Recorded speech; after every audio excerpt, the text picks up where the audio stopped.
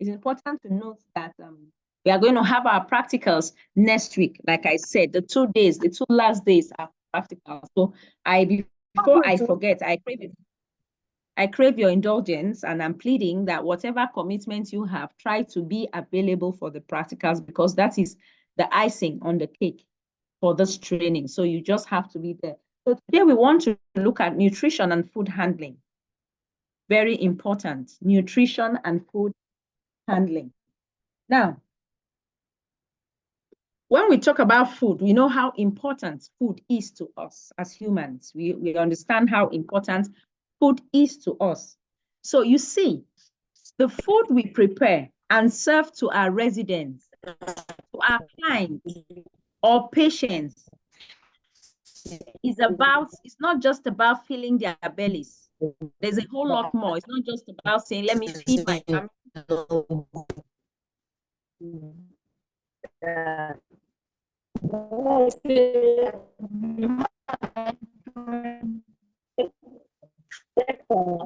Giving us that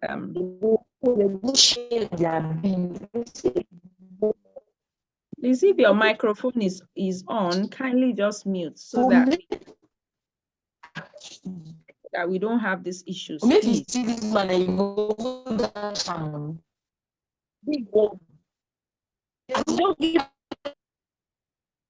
Okay, so as we were saying, you see, the food we prepare and serve to our residents, to our clients as caregivers, not only to our clients, even to our family members, as mothers especially, you take time to ensure that you prepare nutritious meals. You make sure that your family get to have balanced diets. That is one of our responsibilities as parents. Also in caregiving, remember that caregiving encompasses a whole lot, not just you in the medical aspects, maybe trying to ensure your client takes his or her drugs and all those things. You also have to take note of very, very important things. That's why this training encompasses a whole lot. It's very rich. It cuts across all the little various aspects that you will be intertwined with or in as you are a caregiver. So the food we prepare and serve, like I was saying, is not just about filling bellies, making them okay, satisfied. It's about nourishing their bodies. It's about nourishing their minds and their spirits as well, not only their bellies. And when it comes to food handling, like I said, it's not just about following the rules. There are no rules that are cast on concrete. There are no rules that are cast on concrete, like it's about keeping the people we care for safe, keeping them healthy and thriving. That's the most important thing. So in the midst of your duties, thinking about their nutrition, thinking about their food, is to ensure that everything they take in keeps them safe, keeps them healthy, and keeps them thriving. So this is very important. So without wasting time, let us delve into the slides proper now. But I would like to know if let's go by the request of yesterday. Let's put it in slideshow so that everyone can. Okay, I think that's fine. So I need to find out, are we together? Can everyone see my screen? Yes, ma'am. Okay, thank We you. can. Yes, ma'am, we can see. So let's yes, ma'am, we can see. That's fine. So healthy eating is critical for good health. That's very important that we need to know. Healthy eating, like when we were in school as students, you see. When we were in school as pupils and students, we were taught balanced diets. And I still remember, I can still visualize my teacher's face when she was teaching that, experimenting, my home economics teacher. And she said that a balanced diet is eating foods that contains all the nutrients that is necessary for proper growth. You understand? So I think that's what, if I can still remember vividly, that's what she said. That's to say that you have to have a little bit of all the classes of food, all the things you need to help grow. So healthy eating is critical for good health. And do not forget, like I already said, like we have already been saying, that it is good, as a caregiver, for you to be an effective caregiver, You have to ensure that anything, what should be number one priority, what should be paramount to you is the well-being of your clients. So in all aspects, any aspect you know that it's going to be detrimental to the health of your clients or the well-being of your client, please raise alarm, do the necessary thing you have to do. Consult with the care team, report, document. All these things are important because the reason is just like MJB said yesterday that he needed to thank every one of you because of you, without you, MJB will not be in existence. And that is true. Without people like you that trust us and take time to patronize the services of MJB management and also to get through BCC UK.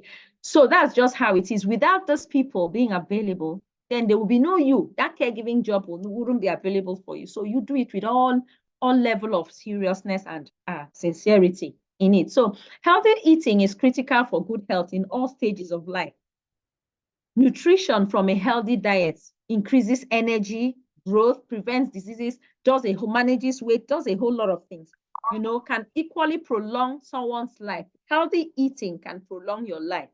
It is important that we need to note that. And since we are dealing with people that need our help, that are ill, that have one challenge or the other, we should understand that nutrition is one thing, one aspect that is very important in their life. Now, healthy eating is critical for good health, like we already talked about. And these are some of the reasons why we should eat healthy. These are some of the important reasons that we should eat healthy. Good, because eating healthy, or advantages of eating healthy. Eating healthy prevents or controls diseases.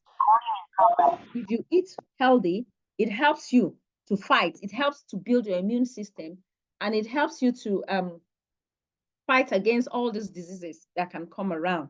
Diabetes, high blood pressure, cancer, tooth decay, and so on and so forth. These are all the things that that healthy eating would do.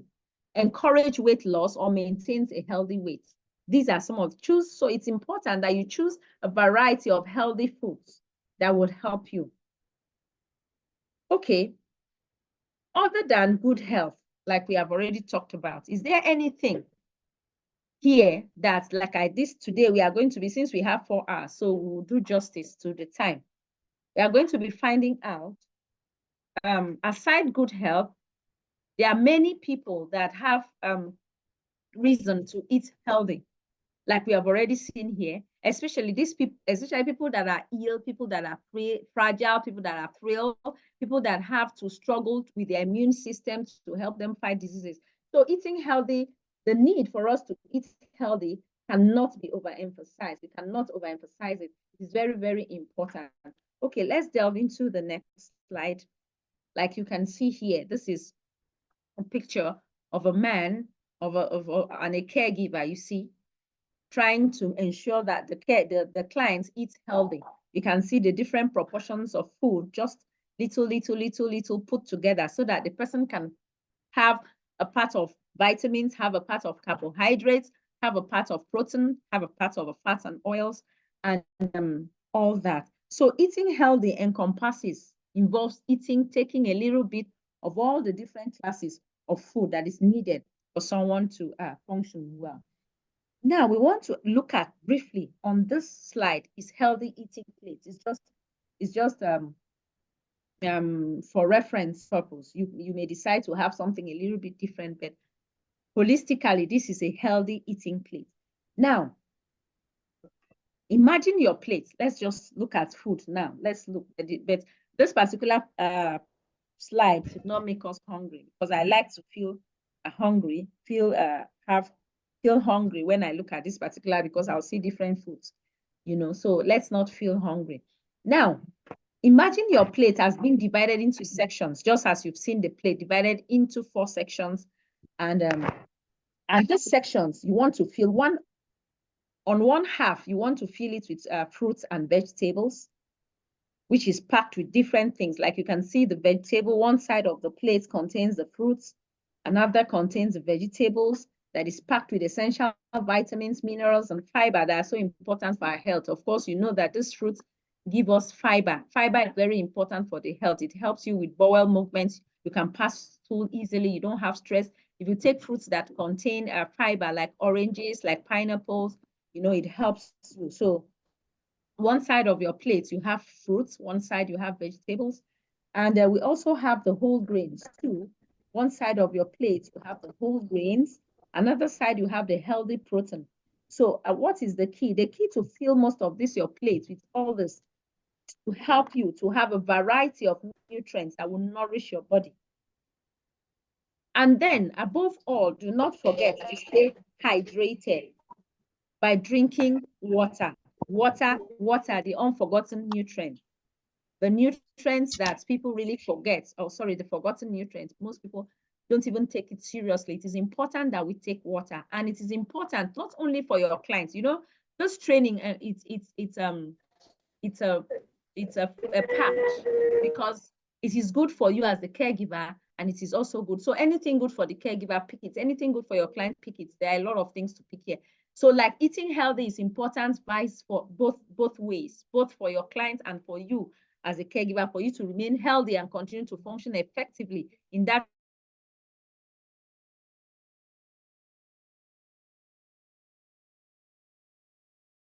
Herculean task that God has given you to do, instead of remain healthy, so that you'll be able to function and do your duties properly. That is very important. All right. Like we said, it is important that as a caregiver, when your client is eating, ensure that the food, the nutrition of your client is taken into consideration. Again, we will get there. When you start working in the care plan or the service plan, or you are an unpaid caregiver taking care of an elderly person or person that has one challenge or the other, understand the nutrition timetable, or I don't know how to explain it. That's understand there are some people that actually cannot take certain foods because of the illnesses and the challenges they have. As we progress, we are going to see it. So like I said, this is not cast on concrete. There may be some things here, one or two things here that may not align with your client because of the nature of the illness or challenge that your client has. So when you do these things, it's also important that despite the fact that you have to ensure that your clients eat healthy, please ensure also that you follow due process. Ensure that you are doing the right thing. Ensure that you work with the team, with your team, work hand in hand with them, so that they will be able to ensure that you are on the right path. You are not going to do your own. You understand, in a bid to do it well. Okay, now okay, all right. So let's see guidelines of good nutrition. What are those guidelines of good nutrition? Wow. Okay. I can't join the class. Why so? Why so? Why so? There's a challenge somewhere here. Madam Sylvia, please bear with me. I need to carry everyone along. Madam Sylvia is not able to join the class. So why is she not able? Sorry, just give me a second. Let's see. She's actually not joined the class. Why? Okay.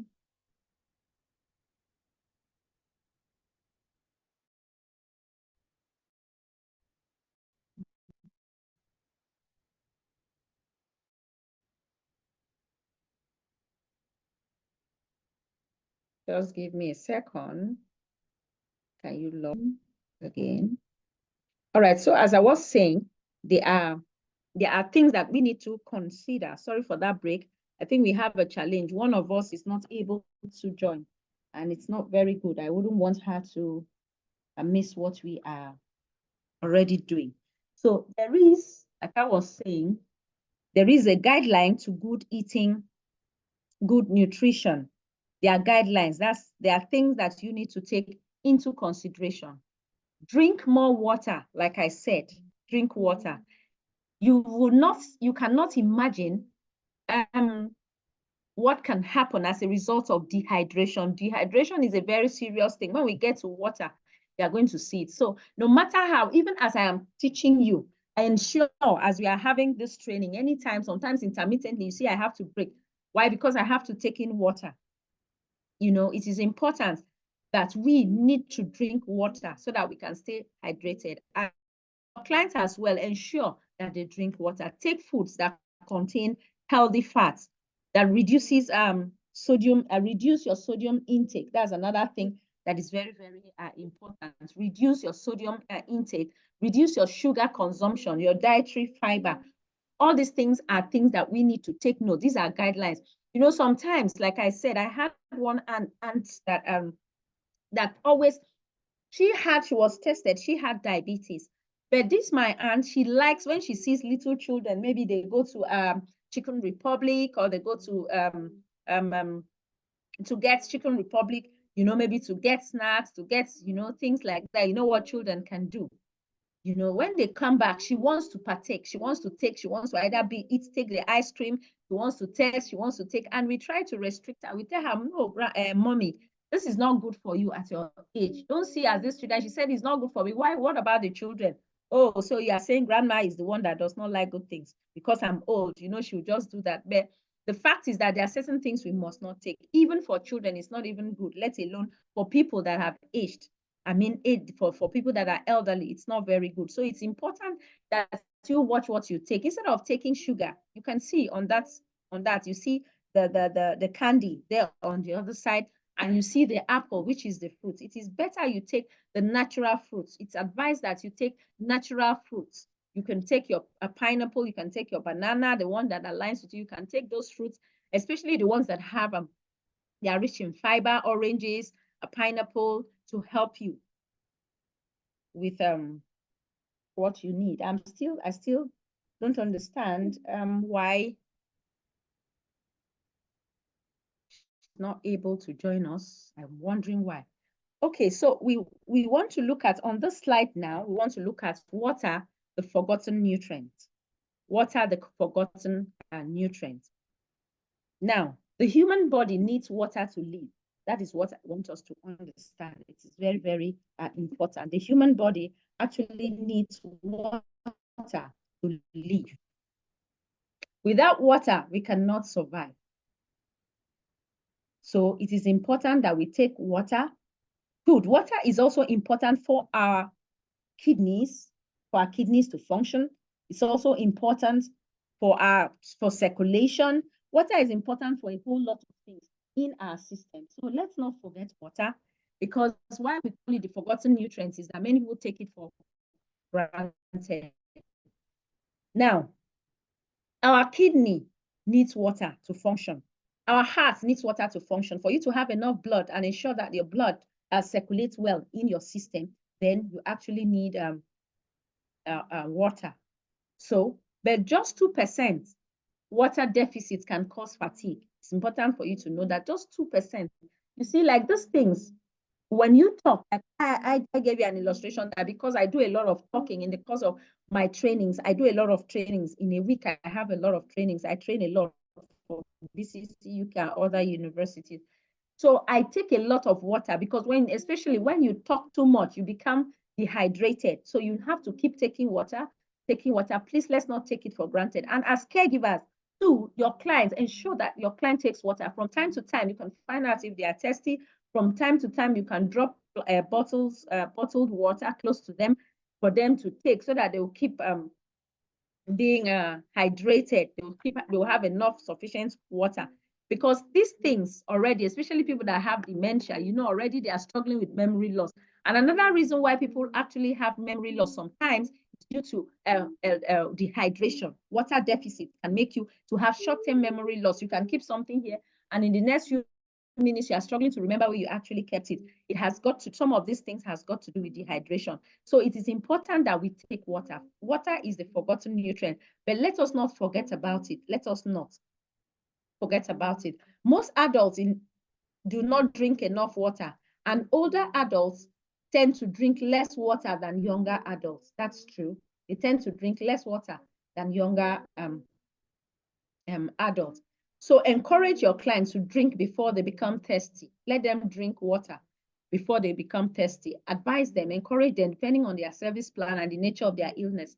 Let them take in water before. Don't wait until, oh, I'm thirsty, I'm so thirsty, you know, before you actually reach out for water. Tell them, encourage them, occasionally give them water. Offer them fluids frequently throughout the day. It's also a good idea to keep a glass of water by the client's chair or the bed, like I already said. Fill a 20-ounce water 4 times a day, or drink a large glass of water with each meal and snack. This is important. Add flavor to water. You sometimes may decide to add flavor to water. Sometimes you can add sliced citrus. You can decide to put crushed mint, crushed berries, sliced melons. Just spice it up. Sometimes spice up the water. But again, I must tell you and I must emphasize, whatever you do for a client, you must make sure that you don't do anything on your own. Align with the client. Work with your care team, because what I'm saying so is that different illnesses have their different nutritional restrictions, if I can say that, if I'm permitted to use that word. They are restricted to taking some kind of things. So in a bid for you to want to do excellence, you may end up getting very poor at the end. So when you try to do these things, yes, you have the interest of the client at heart. You want to ensure that the client is eating healthy and all that, but don't do anything on your own, because when you do anything unilaterally, you do anything on your own, it has a way of backfiring, and it gets back to us.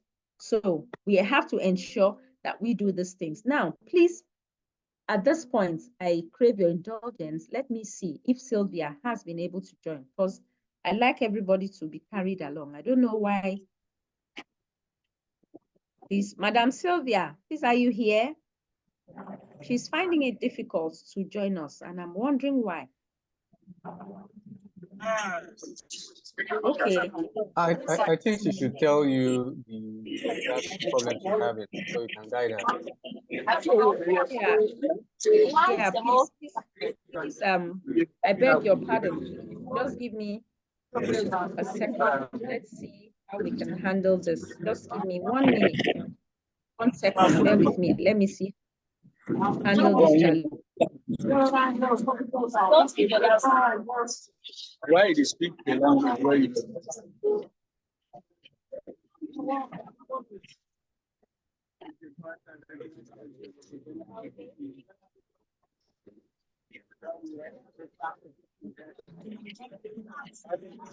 Okay, I just trust that at a point I will have to reach her again. the boss. All right. MJB management, please, can you help sort out that? I don't know why Sylvia is not able to join us. I've actually had to log out and log in again. Someone is disturbing us. I got a day off on Sunday, and my problem with you. Who is doing this? We've said that we should please mute our mics, and we are still having a couple of people. This is very good. Okay, Excel. Okay, let me just mute you so we can be at peace. So MJB, please kindly check what's wrong with Sylvia while we continue, please. So as I was saying, before that, we were talking about water, the forgotten nutrients. Slideshow return, good. So now we want to see drinking water. Encourage your clients to drink water, like I was saying before that break. Offer them fluids with snacks. Let them take drinks and then take fluids with their snacks, so that it would help to aid digestion. Very important. Okay, now we also want these clients. Now, I duties extend to you shopping for your clients. This is very, very important. It is not all caregivers that have to actually shop for the clients. Some of the caregiving duties does not extend to that. Depends on what is in your service plan. If it includes you shopping for your clients, then you know that that you have to do these things. Work with the clients to plan meals. It's fun when you sit with them. You have built that relationship with them. Work with them to make a feeding plan. Work with them to make a feeding plan as to how they want their meals to be done. It's fun. It makes them happy. You remember we talked about carrying them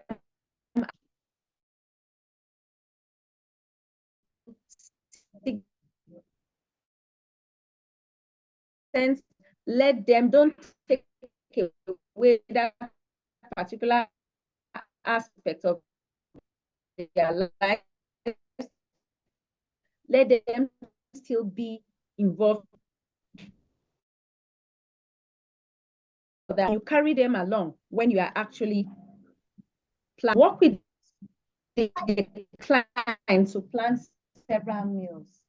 Let's see. When you are working with the person, start by planning the main dish and then decide what else you have to include important to them. Do not do any,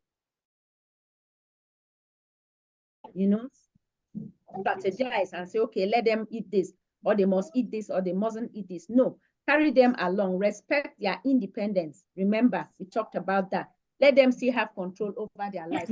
So now you can see plan. Yes. What clients, what food they prefer. You understand? Any leftovers that needs using up, all these things. You pay 100 and something. Only give me notes. Make I go all these government school, those stars. How you go government school? Wait your certificate. Yes, no. Okay, fine.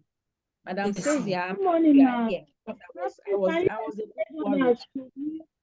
Good morning, Sylvia. What was the challenge? What happened? Oh, this is so I tried to work the really bad. It comes and go, comes and goes. So I had to reboot, on, off, reboot before it's coming up now. Okay.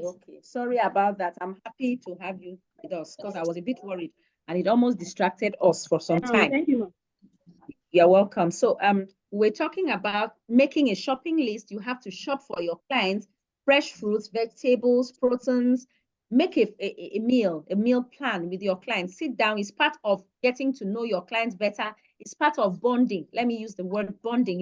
Is part of connecting with your client. So sometimes it's not all caregivers that actually their service plan actually incorporates you shopping for your clients. It's not all. That's why I'm saying that it depends on the kind of assistance your client needs, and it depends on your service plan. So if your service plan includes this, then you have to take it into consideration while you are actually doing it. Then shop smart too. It's important that we shop smart. What do we mean by shopping smart? Fresh fruits, vegetables, and proteins have more nutrients and less added ingredients than processed foods. Yes, I understand that it's not really easy to get very fresh fruits all the time, 24/7. But it is important that please, whoever, to please help us and just adhere to simple instructions, please, whoever it is. So as we were saying, frozen foods and canned fruits, as much as possible, please do away with that. That's why we are saying shop smart. If you have to shop for your clients, please shop smart. Go for fresh fruits, go for fresh vegetables, go for fresh things. Don't look for the canned ones most times. It's only when you cannot get the fresh ones. It's only when you cannot get the fresh ones that you can actually go for the canned ones. But canned foods are not very advisable. They are not advisable at all. Prefer the fresh, get the fresh ones, the ones that are fresh. So that is shopping as smart. Remember also to look at the price per weight rather than the before you go shopping, so you won't be tempted to purchase snack foods. This is another important thing. Try to eat when you are going shopping for your clients. Try to eat before you go. I know this sounds funny, but it's actually important. Sometimes I've had situations whereby I went to go and shop. This one was not for clients per se, but I went to go and shop for myself. And because I wanted to go and shop for myself, I wanted to get some things for the family. And I knew that it would take time, but I did not eat.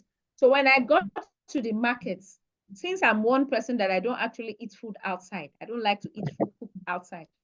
So what else? I ended up getting snacks to be eating, taking snacks, maybe drinking soft drink and then taking snacks and all those things. So you may be tempted to take those things. So it is important that before you actually go shopping, especially shopping that will take a long time, please ensure that you eat before you go shopping. So you will not be tempted, because it's actually temptation. You'll not be tempted to purchase snack foods, canned foods, processed foods. You'll not be tempted to do that just to take something to quench the hunger. So also, while you are also shopping, read the nutritional labels on packaged foods. If you are to buy packaged foods, these are things that people don't take seriously. It is very, very important that before you buy any product, please check the expiration date. This is what I want to emphasize. You as the caregiver, if you are shopping for your clients, you know you are helping them do the things that they cannot do for themselves. You have to very thorough. You understand? So when you are shopping for these clients, ensure that you check the expiration date. And thank God for experiences over the years of carrying from other universities too. I have had experiences of my own life, and I've had to learn from other people, very knowledgeable people that attend these trainings. I've learned a whole lot, and it makes me better. It makes me progress at the end of the day. So I'm also giving you some of these things that I say out of experience. You know, some may not even be in the caregiving manual, but I want you to understand them because it is important. When you shop for things, take note of the expiration date. Look at if they are canned foods, check the date, turn around, look at the labels, look at the date, because it would help you.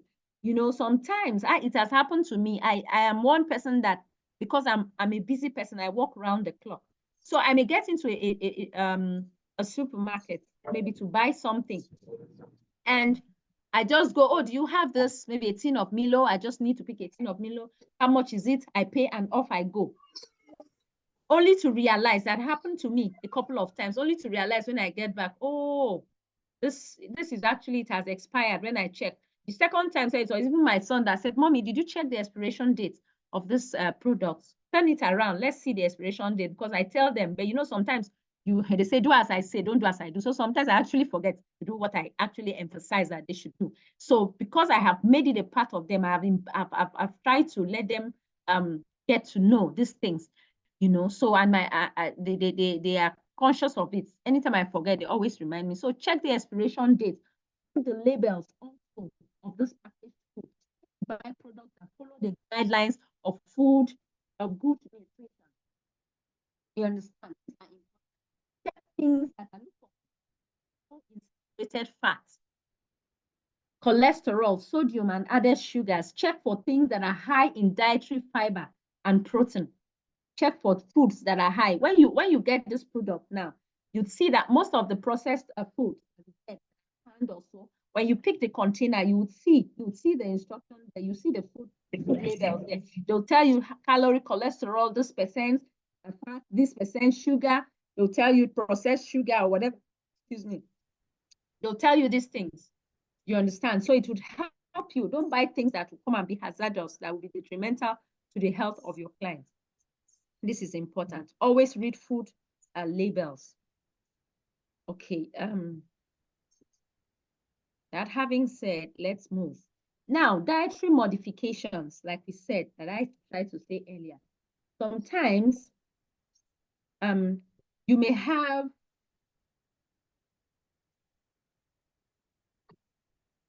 you may have maybe a client, or you may have clients that have special diet issues. That's they have special diet. They don't just take food anyhow. Why? Or they may have food allergies. They may have they're allergic to certain foods.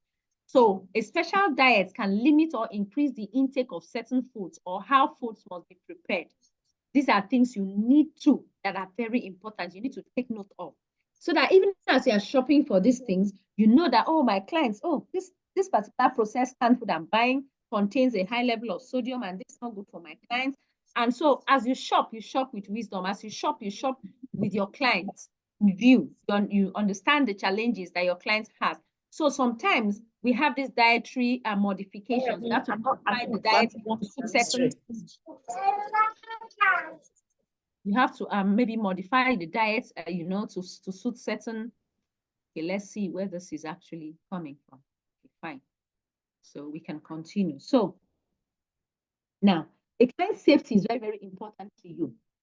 So it is important for you to understand how and why the nutrition therapy is needed. Like I said, that everything about your clients, you must know. You have to learn to know your clients. You have to understand what is your clients, what is the issue your client.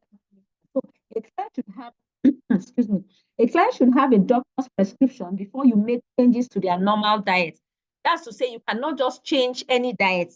Like I said, don't work on your own. Don't work unilaterally. Don't want to overdo certain things. Work with a team. So if there are modifications in diet, then the client will definitely show in the case file. It will show. Your case manager should be able to bring that to your notice. If you do have any concerns, you reach out to your case manager, to your supervisor, depending on the care setting where you work.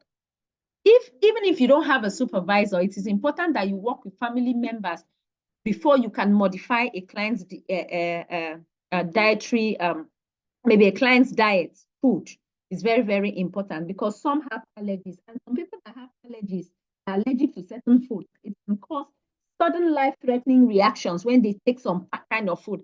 Even aside people that are even ill, there are people. I have a child that does not eat beans, does not for any reason eat beans because he's allergic to it. I have a daughter like that, one of my daughters, and she doesn't eat. Anytime she eats beans, it is hell. There's a time she went to visit one of our relatives, and she ate beans, and it wasn't a very good thing. The woman had to run to bring her back to me because the woman was scared. We only knew what to do. She didn't know what to do. So what am I saying? That's for an ordinary situation, let alone someone that is under some modifications because of health challenge. Like this one is just normal. She just doesn't like it. But extreme allergies could be life-threatening if you don't know. It could even lead to sudden death if it's not immediately arrested. So it is important that we know the things that are allergic to our clients, the allergies that our clients have. Foods that cause, there are some foods that actually have the most allergy, like milk, like soy, maybe soybeans, some people soya beans, eating soya beans, some people eggs, some people wheat, some people peanuts, fish, and so on and so forth. So foods to avoid should be listed on the client service plan. You should ask, and each would be listed in the client service plan too. You understand? So sometimes you can see certain symptoms showing that this person is allergic to this food. You can see maybe a tingling or itching sensation. There are some things you can see. So we don't pray that you even get to the situation where you have to see these things, because the allergies should be contained in your client service plan. So you should work based on that. So, okay, so based on that. So let's see, are we together? I need to know, are we together? Yes, we are together. Yes, ma'am, we are together. Okay, all right, thank you. So let's ride on. So now there's another skill, like I told you yesterday, that talking about mobility, most of the things we did yesterday actually had their own practical skills. There are some modules that don't have practicals in this training, but there are some that really have practicals. And one of such is this. Under it, we have assisting a client to eat. Good enough. The first 2 days of our training, I can't really remember last week if it's the first day or the second day. I think it's the second day. I should think so, or the first. We had a video. I took time to get that video. Normally, I like to do a whole lot of things practically. I don't like the video thing. I just put it to spice it up because, of course, we know now that variety is the spice of life. So I try to spice it up so it will make it interactive and interesting for us at the end of the day. So that video practically covered a whole lot of things that we saw that first 2 weeks and we'll still see as we progress in the training. So assisting a client to eat is very, very important. It is nice that we make eating time a pleasant experience for our clients. This part is very important. When you have to feed these people, when you have to feed anyone that you are rendering care to, please make it a pleasant experience. Don't make it a dreadful time for your clients. Sometimes these people don't know how of the challenges they have. So talking is actually a problem for them. They don't, they find it difficult to express themselves. So you are there to help them. You are there to give them a shoulder to lean on. You are there to tell them that you know how they feel. You are there to be empathetic towards them. You are there to be compassionate towards them. You are there to be patient with them. You are there to have a lot of, to be kind with them. So there are a whole lot of traits, qualities that a caregiver needs to have. So when it comes to food, You take your time. When it comes to food, please do not rush. Make that experience to be a pleasant one for them. Plan the menu with the clients, if possible, like we talked about. Because when you plan menu with children, it makes them happy. For it, I mean, I beg your pardon, not children. I don't know why I like to talk about children, because I love children a whole lot. And I've been in the teaching ministry for years. So forgive me when you hear me say children, because when you are attending to a client that needs your help, maybe with feeding, do not forget that one of your duties is to be patient with them, like we already talked about. Don't rush them. When you plan menu with someone, even as mothers, as fathers, I'm relating it more to mothers because they own the kitchen. You know, when you have children that are difficult, they are picky when it comes to eating. They are highly selective. They don't eat just anything. One way you can make them to be happy when it comes to mealtime is to plan the meals with them. Make them involved in planning the meal. Talk to them. Make them feel.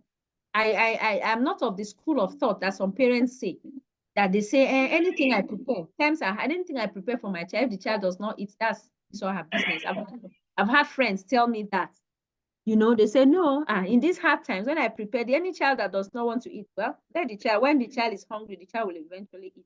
And so I try to tell them something. I try to say, yes, we know times are hard, but from the little and meager resources, with the times being hard, we can still incorporate the plan, the menu planning. We can incorporate these children into it.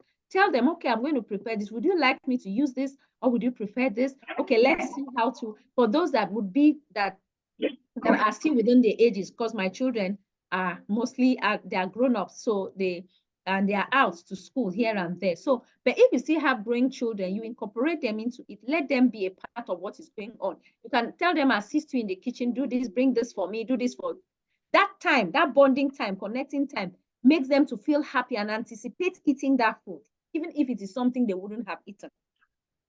It's a whole lot, yes, because it's a whole lot, but it's something you can just experiment. So likewise, we relate it to this caregiving scenario. You know, let your clients be involved in what you are doing. Arrange the place setting and food. Let it look attractive and easy for the client to reach and eat. For those that can feed themselves, set the table. You know, like women, we understand these things. Set the table, make it fine. If you're a woman, maybe you have a husband. Like when I give women trainings for women seminars, I used to have them occasionally when I'm called upon to do that. And I try telling them, make the table, because there's how you see food kept. There's how you just see something done anyhow. Already it repulses you. Already you automatically lose the appetite to eat that food. So in this case, yes, when you are attending to your clients, make sure everywhere is clean, make sure it's neat, arrange the food in such a way that it is attractive to the clients to eat, for the clients to eat. You understand? And keep it at proximity, close to the clients, where he or she can easily just reach out and pick up whatever and eat, for those that can help themselves, depending on the level of assistance they actually need. But if you are to feed them, take your time, please. Do not rush. I cannot overemphasize this particular point. It's like you feeding a baby. I know they are not babies. Forgive me for using this word, but I'm trying to say the way you will have handled with kid gloves, you will handle carefully and gently. Try to relate that to them, because because of the nature of their illnesses, people have different illnesses depending on what your client is going through. There's something we call dysphagia. Dysphagia is a symptom, or it's an illness that makes it difficult for people to swallow things. Difficulty in swallowing, that's dysphagia. And some of these illnesses, by extension, makes your client to have this particular condition, to have dysphagia. So it's difficult for them to swallow. So if you have to do meals that maybe needs them to swallow, please be patient with them. Don't just say, oh, look at your time. I have to be in this other place. I've seen a whole lot. So when I speak these things, I've seen when you eventually move into the caregiving world, especially if you want to be a professional caregiver, you will understand these things. When you reach that bridge, you will definitely see how you understand these things. You relate them to it. You know, you find people that are maybe highly temperamental, people that generally lack patience. Patience is not even a part of their lives, even before they came into the caregiving. So as they went into caregiving, they just blended into it. And now transfer that impatience into it. You know, they cannot even waste time to say, okay, let me take time. They just try to want to gulp the food down the throat of the patient because they deal with time, because they know they have to be in the next place at the next time. They have to be doing a particular thing at the particular time. So you cannot make them not to complete their duties. No, it's not about the duties. It's about the person. It's about the individual. It's about the care. It's about the love that is put into the care. That is what I want us to understand. So if all these things are at the back of your mind, you would understand that it is important for you to take your time. Sit down with your clients whenever it is possible. Talk to them, interact with them. When you are feeding them, whenever it is possible, sit down with them, connect with them. Because for you to make your job easier, you cannot make your life easier if you don't connect with the people you work with. That's another point that I want to stress. I tell people that wherever you find yourself, not even in caregiving, be it in any profession that you are, and you are working, if everything revolves around you, if the whole world revolves around you, it's all about you, it's about me, it's about I and me all the time. You cannot go far in life if you are that kind of a person, because you need to take people into consideration. You need to you need to understand how people feel. So if it's all about I need to do this, I have to do this, it is me, it is I, it is so as a caregiver too, you have to imbibe that spirit of looking out for people, looking out for people, because like I said, not only in the caregiving setting, always place other people. Always think about them, not placing them before you anyway, but always think about them. How do they feel? Always incorporate their feelings into whatever you do. These people need your love. These people need your support. These people need your care. Anytime I talk about this food aspect, permit me, because I always get very emotional about it. I've seen a whole lot of things. I've watched videos. I've gone to some care settings. Anytime I travel out, I try to put my eyes to learn more and to see some things happening in some care settings. And I see that, oh, no. So many people that are caregivers actually end up there, maybe for greener pastures, actually end up there for job seeking, actually end up there without really having their onions, really having everything they need to know in their fingertips. You get to see, I've actually gone to one particular care home in a country I don't want to mention. And I just went there for a visit. And when I went there, I saw that food was I saw a lady actually giving a caregiver actually giving feeding. It was rice, it was jollof rice, the rice was very spicy. You know how, especially Nigerians, how we love our jollof rice to be. It was spicy, which was not even good for that client in the first place when I decided to take a closer look. And then she kept putting it into the mouth, not even patiently waiting for the client to swallow the one that she already gave, because she wanted to beat time. And I had to pause. That was not why I was there anyway, but I had to, in the course of me trying to see one or two things, I had to pause. And I told her, no, it's a no for me. You can't continue feeding that elderly man like that. No, these are things you need to note. Allow him to carefully swallow the one you have put in his mouth. This man is sick. He's eating.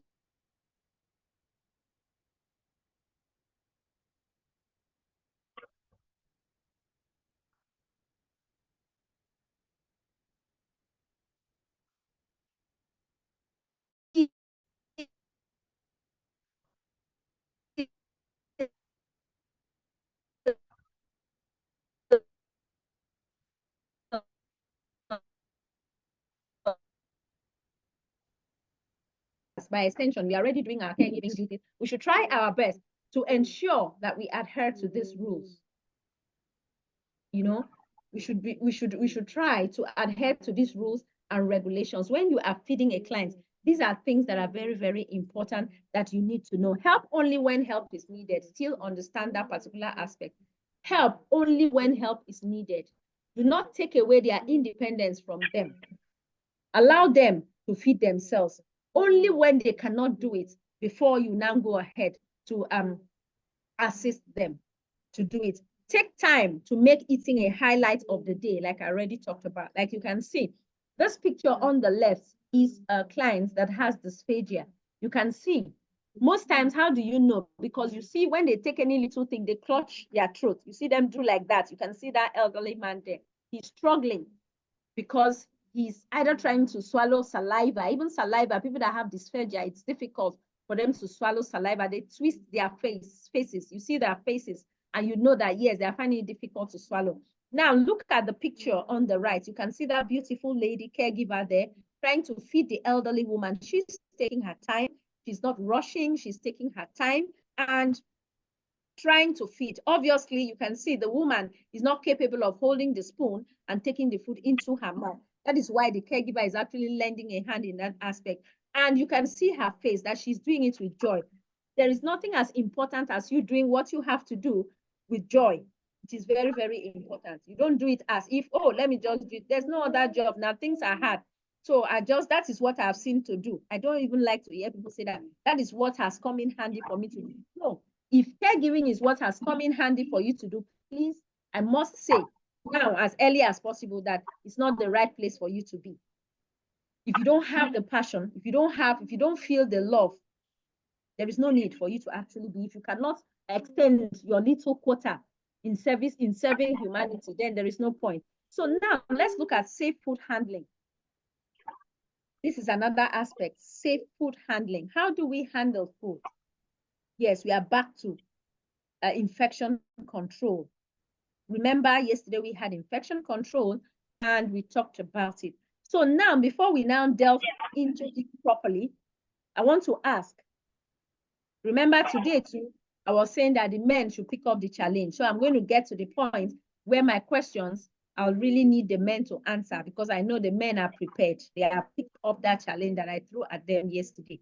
So, but before now this one is actually women, because women, when we talk about food, women, well, I wouldn't say something that I'll be proven wrong. So let me not say, because now men even handle the kitchen more than women. So I wouldn't want to restrict it. But let's talk about this particular topic, foodborne illnesses. Now, what are some of the before we delve into it, because we are going to look at it, but because we have distinguished professionals here, I'd like us to share ideas, especially the women as well as the men as well. Let's share ideas as to what are some of the healthy habits, what are some of the safety tips, or the not safety tips per se, but the healthy, hygienic practices that we have to take in the kitchen when it has come to a food. What are some of the hygiene practices that we should look at? The floor is open, please. Let one or two women try to say something before we move ahead. You know, I don't like talking all by myself. Women, are we there? Please, someone should pick up the challenge and help us. What I'm saying is, in the kitchen, what are some of those things that we need to do with food? Maybe with our fruits, maybe with our food, maybe with the hygienic condition of the kitchen. Just give us some tips. I don't know where your kitchens are, but I want to have an idea of what you do in the kitchen. That's why I'm asking this question. Please, who is ready to help us? The floor is open. So is the question restricted to women only? No, not at all. Not at all, sir. That's why I was closing my mouth. I had to keep myself be quiet because I know that I'll be proven wrong. I wanted to say before that it's for women, but it's not at all, sir. Go ahead. Okay.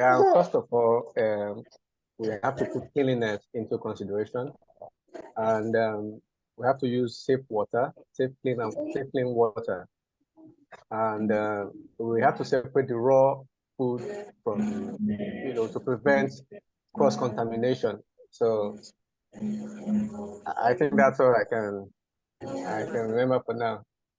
Thank you, Mr. Kingsley. Thank you so much.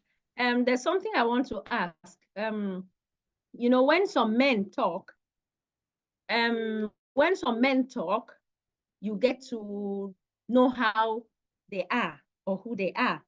Though I haven't seen you face to face, Mr. Kingsley, and this is not on video for me to see, but psychologically, I can just put two and two together to know that you are more of you are indeed a homely kind of man, a homely. I know women understand what I'm trying to say. A homely, that's a man that has an eyes over even the aspects that ordinarily should be for women. So I can say that you are a homely man.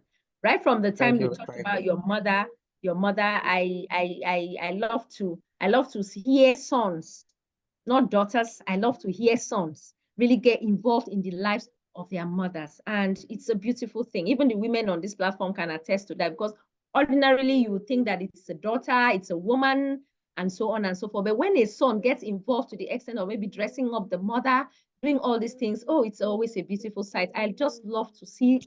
I love to hear it. So from everything, I can really tell, even though I don't know you, that you are a homely man. So keep it up, sir. Thank you Kudos. kindly. Thank you. Thank you so So, much. any other person, and a woman now, women don't allow men to beat us in this game, because we actually directly do that. So any woman to help us to build a cat. It's going to be really sad, though. It's going to be really sad and shameful if no woman can tell us one thing that she does in the kitchen. It's going to be, I'm going to feel sad about it. So which woman is going to help us? Yes, please. Hello, Miriam. ma'am. Yeah, Miriam, thank you. Hello, ma'am. Yes, hello, Miriam. I'm hearing you. Good morning. Good morning. Good morning, Miriam. So,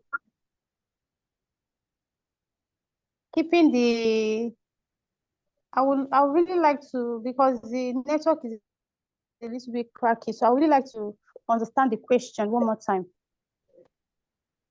All right. The question said, or went like this. The question went like this. I said that we are talking about safe food handling. So I wanted to hear what are some of the safety practices or the hygienic practices that we need to, or that we have been carrying out in our different kitchens as regards food.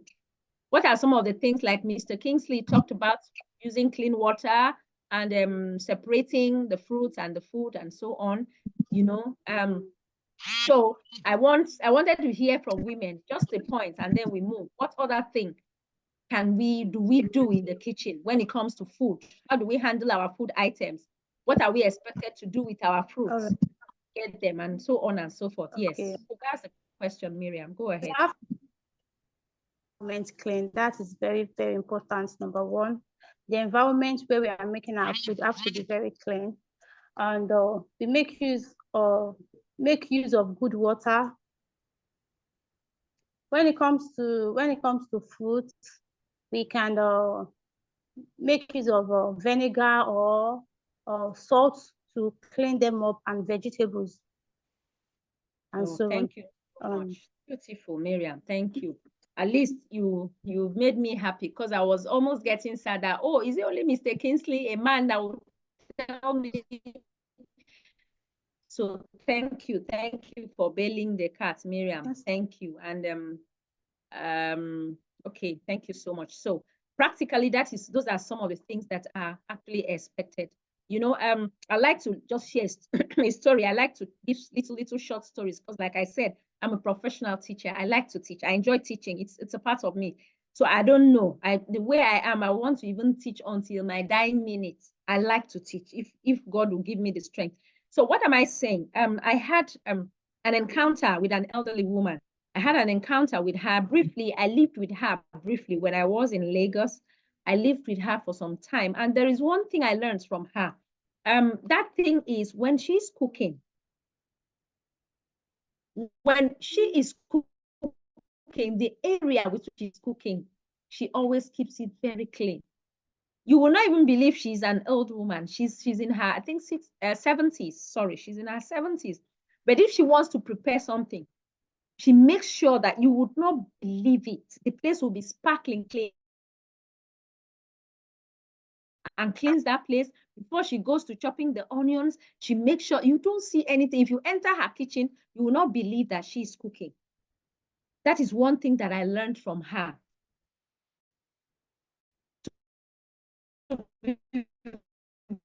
Very frank, we are not all the same. So that's one trait that I did not have. I like to tell you things the way they are. I didn't have it early. I remember one of the things is that when I cook, when I cook, a woman briefly, I saw her own method, and I saw what a neat old lady. So, you know, so when we are cooking, we should try to ensure that our environment is kept clean. So thank you. I don't want to take the cat before the horse or the horse before the cat, whichever way. So let's go further into what we are doing. We should understand that foodborne illnesses are very easy to be to get into us, for us to get that. And it could be there when we have this illness, it could be there for several hours to several weeks. We wouldn't even know.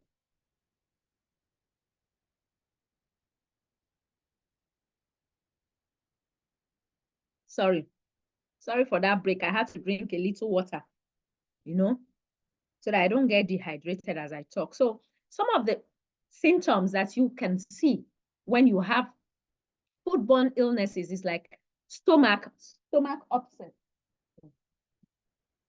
Stomach upset. You know, diarrhea, fever, and dehydration. So many things can result. And remember, there are some serious long-term effects of these things. There can be some serious long-term effects of these things. Sometimes you get to hear kidney failure, chronic arthritis, and so on, and even death. So it is important. We should not joke with food at all.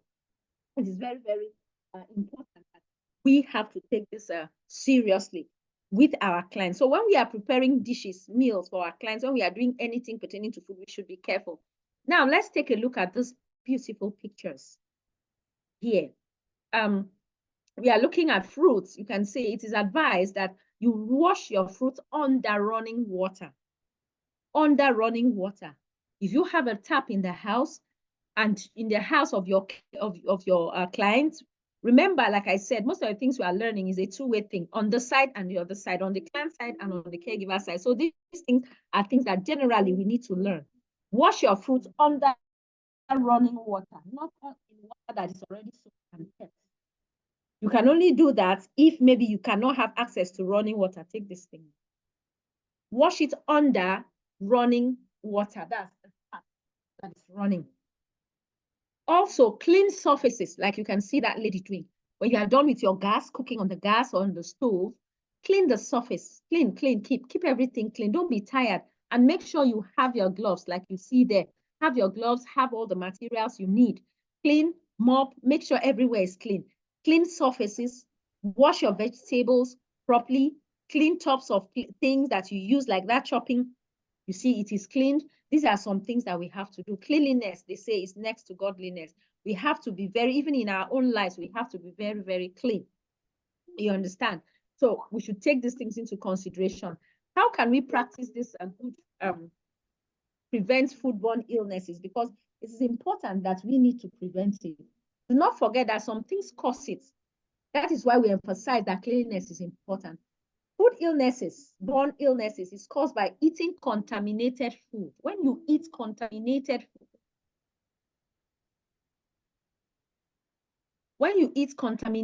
food, maybe food is kept open mistakenly, and then we have flies that perch on the food. Before you know, that food gets contaminated. And when you give that food, when your clients eat that food, already you know what the result would be. So foodborne illnesses is caused by us eating contaminated food. Poisonous chemicals can get into our system through contaminated food, like viruses, which are tiny germs that can pass from one person to another through food. Bacteria that are the most common. Bacteria are the most common cause of foodborne illnesses. They can come from the soil, they can come from animals, they can come from raw meat. That's why it's advised to cook your meat to a certain temperature. It can even come from humans. They can grow on food very quickly and can contain and can become dangerous if food is stored at the wrong temperature. These are things that we need to know. So viruses, bacteria, parasites can cause contamination. Chemicals too can contaminate food at any stage of processing. That's why processed foods are highly discouraged. Processed foods, it is preferable you go with fresh foods, because pesticides from the farm, metals from storage containers, like I always advise my children, when you buy canned drinks or canned foods, if you need to and you must get anything that is canned, please ensure you wash it. maybe you are buying canned malt. I've seen several people just get, maybe I need a can of, please, can I have a can of malt, you know, or a bottle of malt, and you just get it. All you do, if it's a bottle, is just open, tap, and then you put in your mouth and you start drinking. It's not right to do that. Or you get canned drink and say, oh, it's canned. You just get it, open it, and you start to gulp it down. No. Do you consider the place that these cans have been stored? Have you considered the environment? Have you considered flies that fetched on it? Have you considered viruses, bacteria, parasites, or even storage devices that are in the store where these things have been kept? So it is important that we wash, even if you are buying canned drinks for your clients, which is not even advisable, like we said, or for yourself in this case. Maybe you just want to take one canned drink because you don't have access to food or something. Please always wash it and keep it and make it clean, wash it properly before you even open the can in the first place. And I don't advise people to drink from cans. Empty into a clean cup, or preferably a straw. So it is better. Or you wash the surface very, very well. You wash the can very well before you even attempt. So these are some of the things, because it's very easy for these pesticides that are from the farm, or maybe from metals due to storage, or from storage containers or cleaners or strong sanitizers from the kitchen. It can make people sick. So a whole lot of things, you understand. Fungi, including mold and yeast, can make food unsafe to eat. All these are important for us. So proper hand washing, like we are still talking about hand washing. Remember that I kept stressing that hand washing is very important for a caregiver because of the nature of our job. There are people that it may not even be very, it's important, yeah, but it is more, and most important for us as caregivers because of the nature of your job. Whether you are a professional or not, whether you are an unpaid caregiver that just renders care to anybody, you have to use this knowledge and help yourself to stay healthy. You know, so and there are sources of these foodborne germs, like we have said. Many people touch our food before we eat it. If they are sick or their hands are not clean, they can spread diseases. Like we talked about infection, we talked about spread of infection, we talked about infection prevention and control yesterday. You know, our environment, some dangerous bacteria live in water and soil. Fruits and vegetables can carry listeria. They can carry this from the places where they grow and take it into the food. That's why there are some foodstuffs that you are actually advised to cook at a particular temperature. Do not take it for granted. I've seen people that just boil their meats. They just do sharp, just boil the meats. They don't even Open the door. Temperature, and they just start to prepare it and move on. You don't know. You can never know. There's a very thin line between good health and bad health, or being healthy and not healthy. So you have to do a lot of things to stay healthy. Store food safely. Important. Store your food safely. You need to store food, keep it well. Keep it safe. Put them in containers that are neat. Store them in the proper places that you need to store. Clean and sanitize surfaces and equipment. Two, very important. Your personal habits too also come into play. Your personal habits. You know, there are people that have certain personal unhygienic habits. I don't want to, maybe poking the nose, doing some things, always touching the hair. Yes, that reminds me, even as a caregiver, there are certain things you need to know. I don't know if I did remember to say it when we had caregivers' responsibilities, but maybe self-care for caregivers, we eventually touch it. But for the purpose of this, please, as a caregiver, you don't cook without making sure your hair is covered in the kitchen. Make sure that you cover your hair. Cover your hair with your hair nets, maybe your hair, I don't know the names they call, but a whole lot of things, materials are available to keep the hair covered. And as a caregiver, just like a nurse, you are not expected to carry a hair that maybe you braid your hair and the hair is as long as for the women, your hair is virtually touching, like our younger ladies and girls. You plait a very long hair that is actually touching your legs or sweeping the floor. And then you are using the hair to attend to your clients, maybe in the kitchen doing something. And as you chop the meat, the hair is also helping you to chop the meat. As you fetch the water, the hair is also getting into the water. And as you do all these things, so it is important that you keep your hair wrapped. That's paying for practitioners and health workers, it's not even advisable. It's not even advisable to carry long hair. You know? It's not advisable to carry long hair. Please, whoever has the mic on should help us. Please help us to help you, please. Thank you as we continue. So these are practically some things. Your nails, you don't have to have. In fact, there are some care homes and settings that will not allow you to have artificial nails. It's one of the rules. You don't carry fixed nails. Women understand that you don't carry fixed nails. And if you are carrying your natural nails,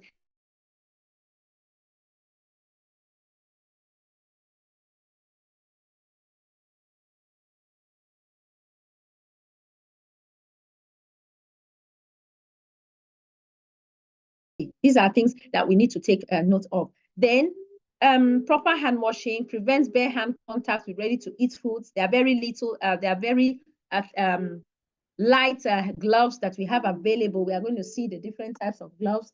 They are very light gloves that we have available. You can use it in your hands at all times. You want to touch fruits, you want to chop vegetables, you want to do some things. Make sure that as much as possible, you prevent bare hand contact with most of this, with ready-to-eat foods, especially foods that are ready to eat. You avoid bare hand contact. So you store food safely too. This is equally important for us to note. You wash fruits and vegetables. Oh, this is another aspect too. Wash your fruits and vegetables, but not with meat, eggs, or any poultry products. Separate them. Wash your fruits separately. Wash your vegetables separately. Never you wash your fruits with your meat. I think Mr. Kingsley tried to say that when I asked initially.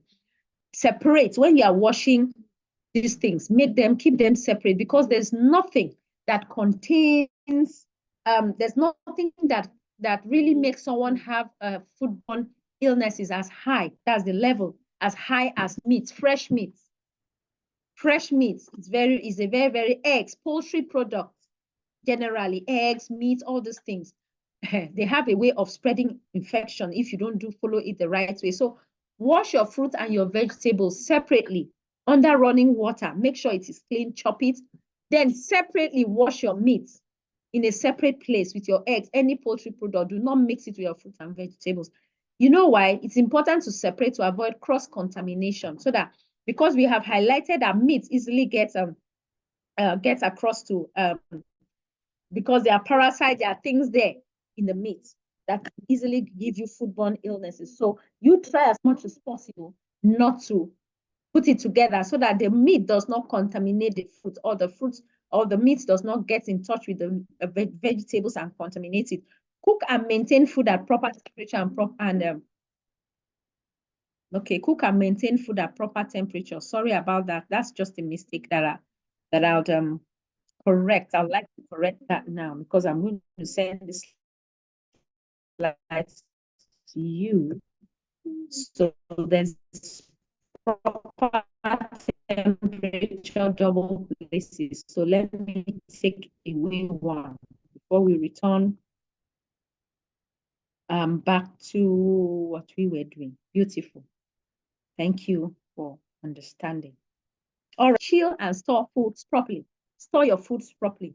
Chill them, store them properly. So having said this, these are things that we really need to understand. We have to try to prevent these things. Wash your hands after touching, after eating, after using the toilet, after touching garbage, before and after treating a cut or a wound. Washing hands, hand washing is seriously important, and it's a serious skill that every caregiver has to have. Don't be tired of washing your hands, because rather you can't be tired of treating illnesses when they come. So you don't have to be tired washing your hands. So like we talked about, prevent bare hand contact with foods.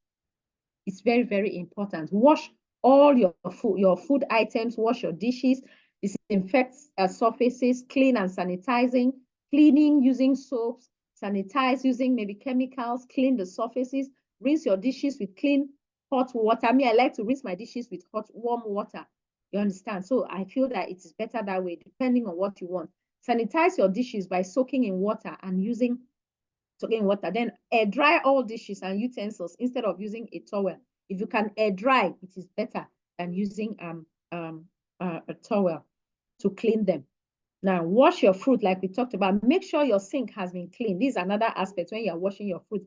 Make sure that your sink is clean where you want to come and wash the fruit, because if the sink is not clean As you are washing the fruit, at the end of the day, you are busy doing nothing. That's just the summary. You've just been busy doing nothing. You have to ensure that your sink is clean. Raw produce, the things you put there, wash them under running water to remove dirt and debris before cutting. Scrub firm produce like melon or cucumbers with a clean produce before rinsing. Scrub maybe your cucumbers before rinsing. You don't just pick the cucumber and put under the water and wash. No, scrub the body, make it before you actually rinse it to remove any thing that is uncalled for. Do not use soap or bleach to clean produce. Do not use soap or bleach to clean. I know somebody may not do that, but it's just there for you to know. I don't think anybody can carry bleach and begin to wash it or use bleach to wash cucumber or anything like that. Nobody, I don't think anyone would do that. So, okay, so cross contamination too is raw meat, poultry, eggs, and seafood can contaminate other foods with harmful germs. So it is important to keep raw foods and their juices away from cooked food, ready to eat food. Very important. And produce, keep it away. Raw foods should be kept away from ready to eat food because they could easily be cross contamination. Never let blood or juice from raw meats, fish or poultry to drip onto other foods in the refrigerator. Yes.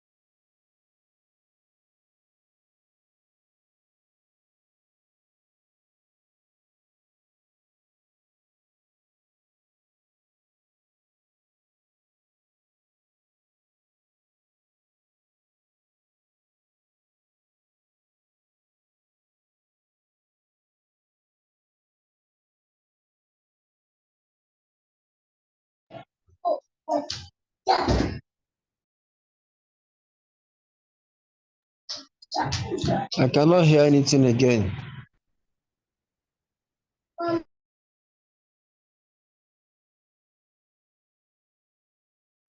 It's the same here. I think network is the problem. Yes, she's having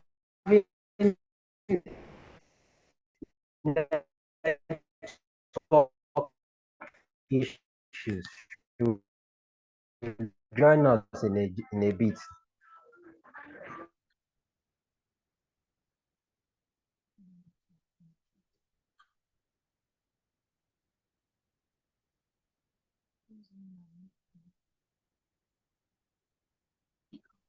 Okay, so I think I got lost. I couldn't hear. I was asking, did anyone hear me? I couldn't hear anything.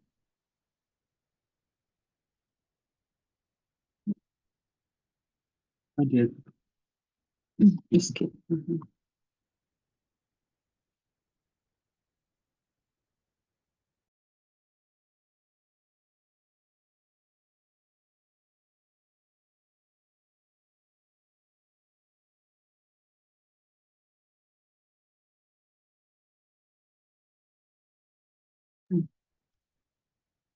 All right. Can everyone hear me, please? Yes. we can hear you. We can I hear can you. hear you now. Okay, I think I got lost. The network just fluctuated and it went off. I had to log in again. Sorry for that. They're in Nigeria, so anything goes. Network issues. Okay. Let's continue. So we were actually talking about good nutrition, proper food handling, and the last slide. Let's go back to our. All right. So we said we're talking about vegetables, how to chill and store foods properly. And I did say that we should keep our vegetables, our raw foods, like raw meat. You can have maybe chicken. I was giving you an illustration that you can open some people's freezer, you see raw meat, the water dripping upon other things, or maybe chicken, they just keep it there and the water from the chicken is dripping onto the plates of the food kept, and so on. So if you have a fridge, a sizable fridge or freezer, please separate them. Where you keep your raw things should be totally different from where you keep your food to avoid cross contamination.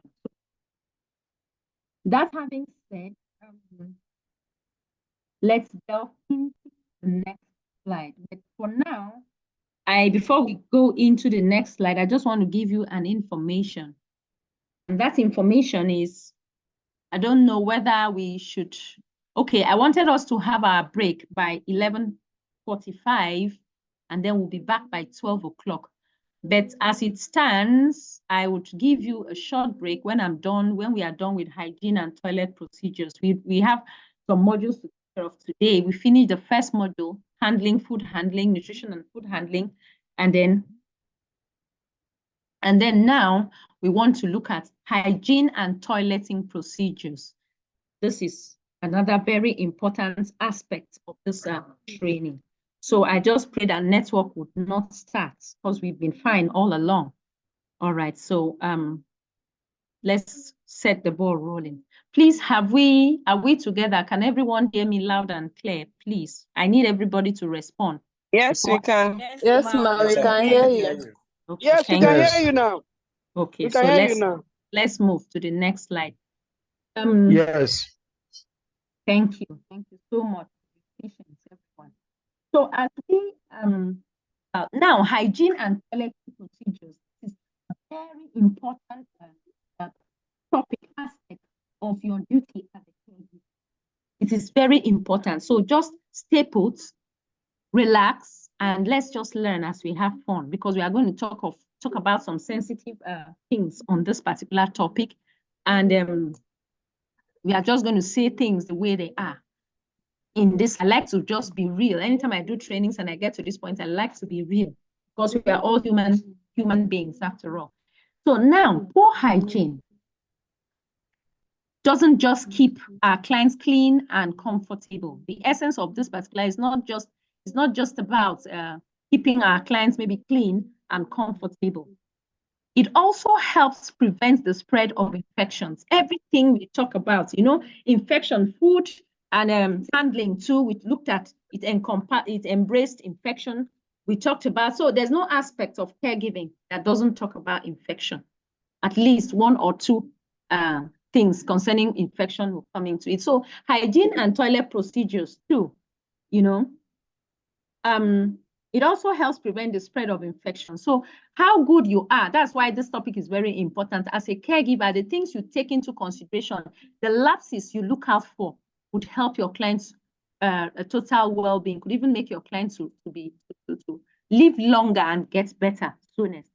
So proper hygiene is very crucial. It's very important to us as caregivers because the health and dignity of your clients, of those that you care for, should be your paramount, should be of paramount interest to you.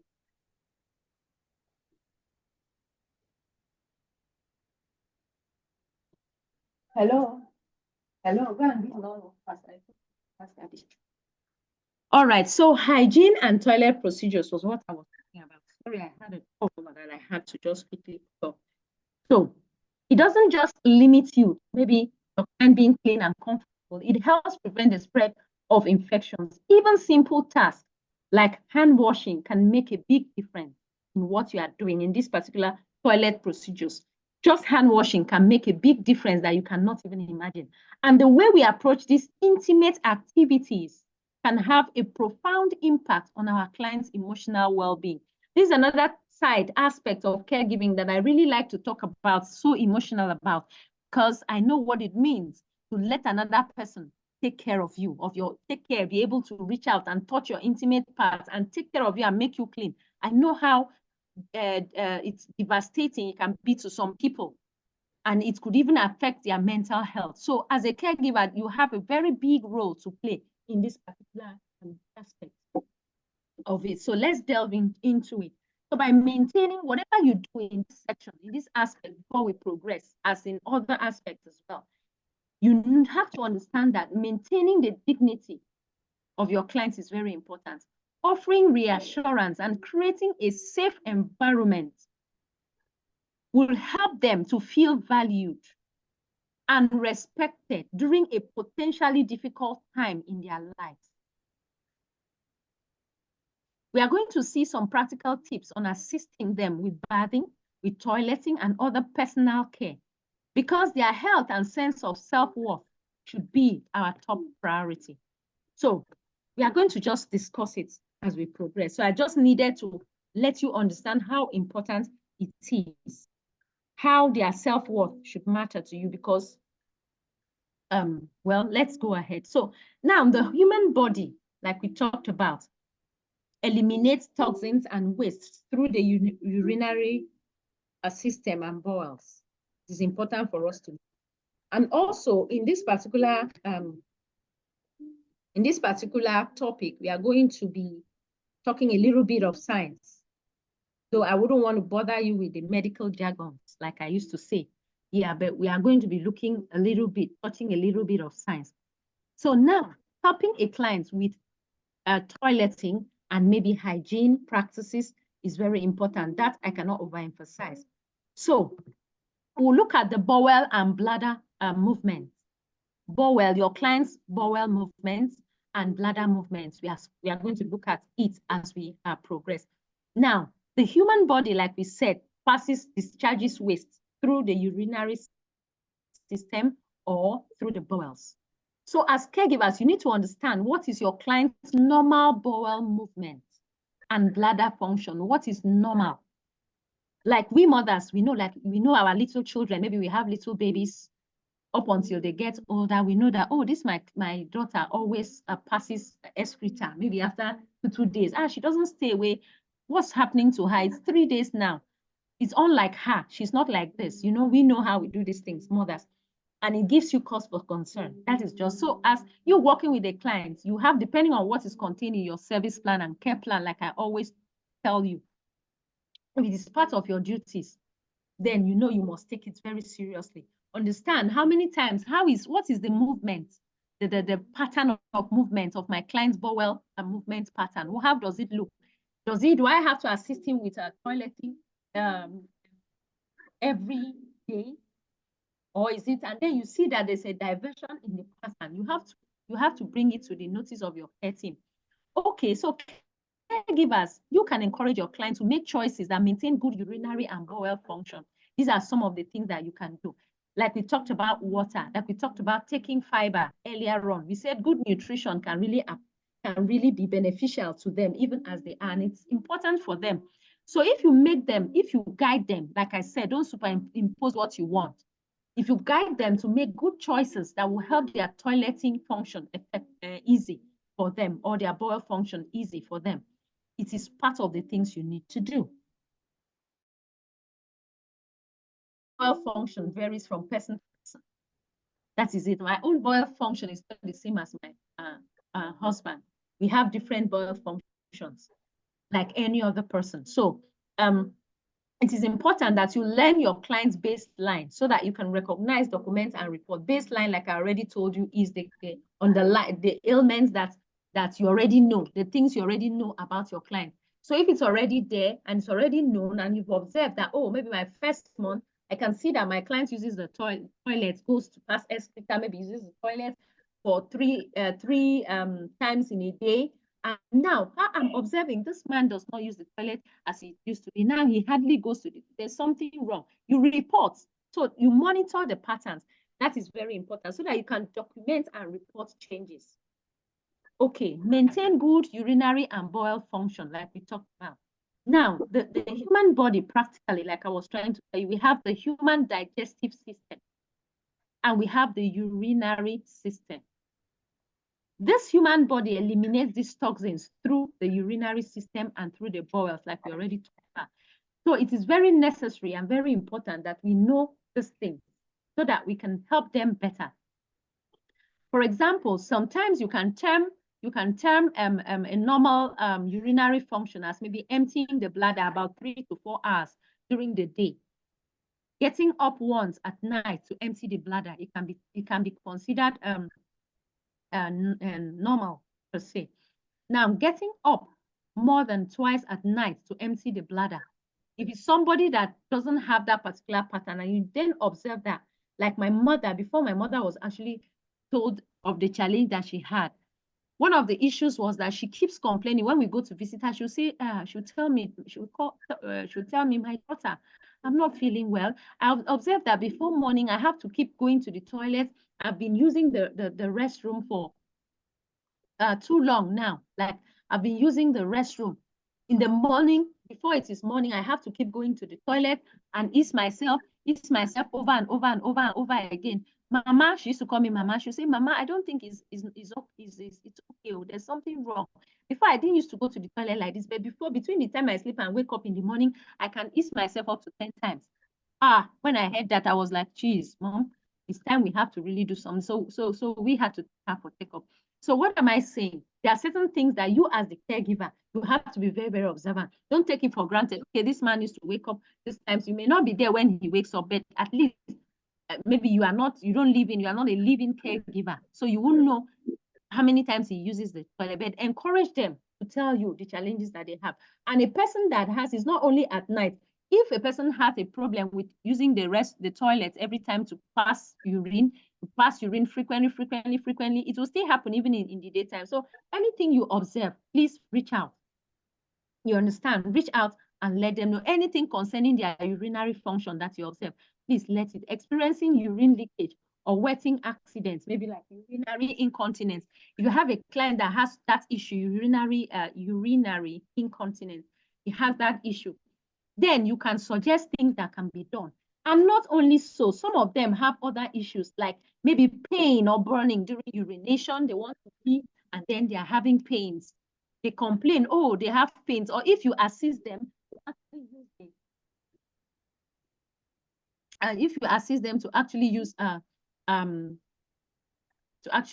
use the restroom, then if you assist them to do these things, you should also find out how it goes with them. You would see that pain during urination. You see it from their faces. Remember that we cannot overemphasize non-verbal form of communication and expressions.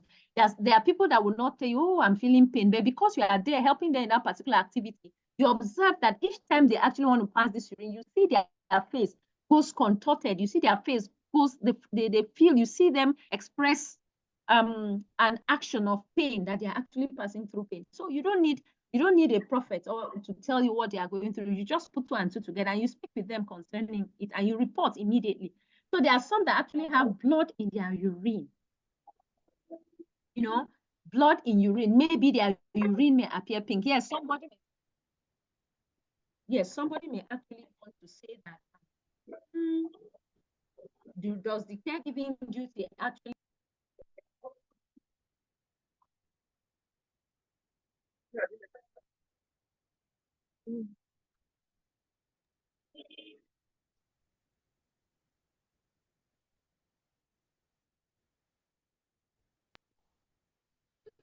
Okay, so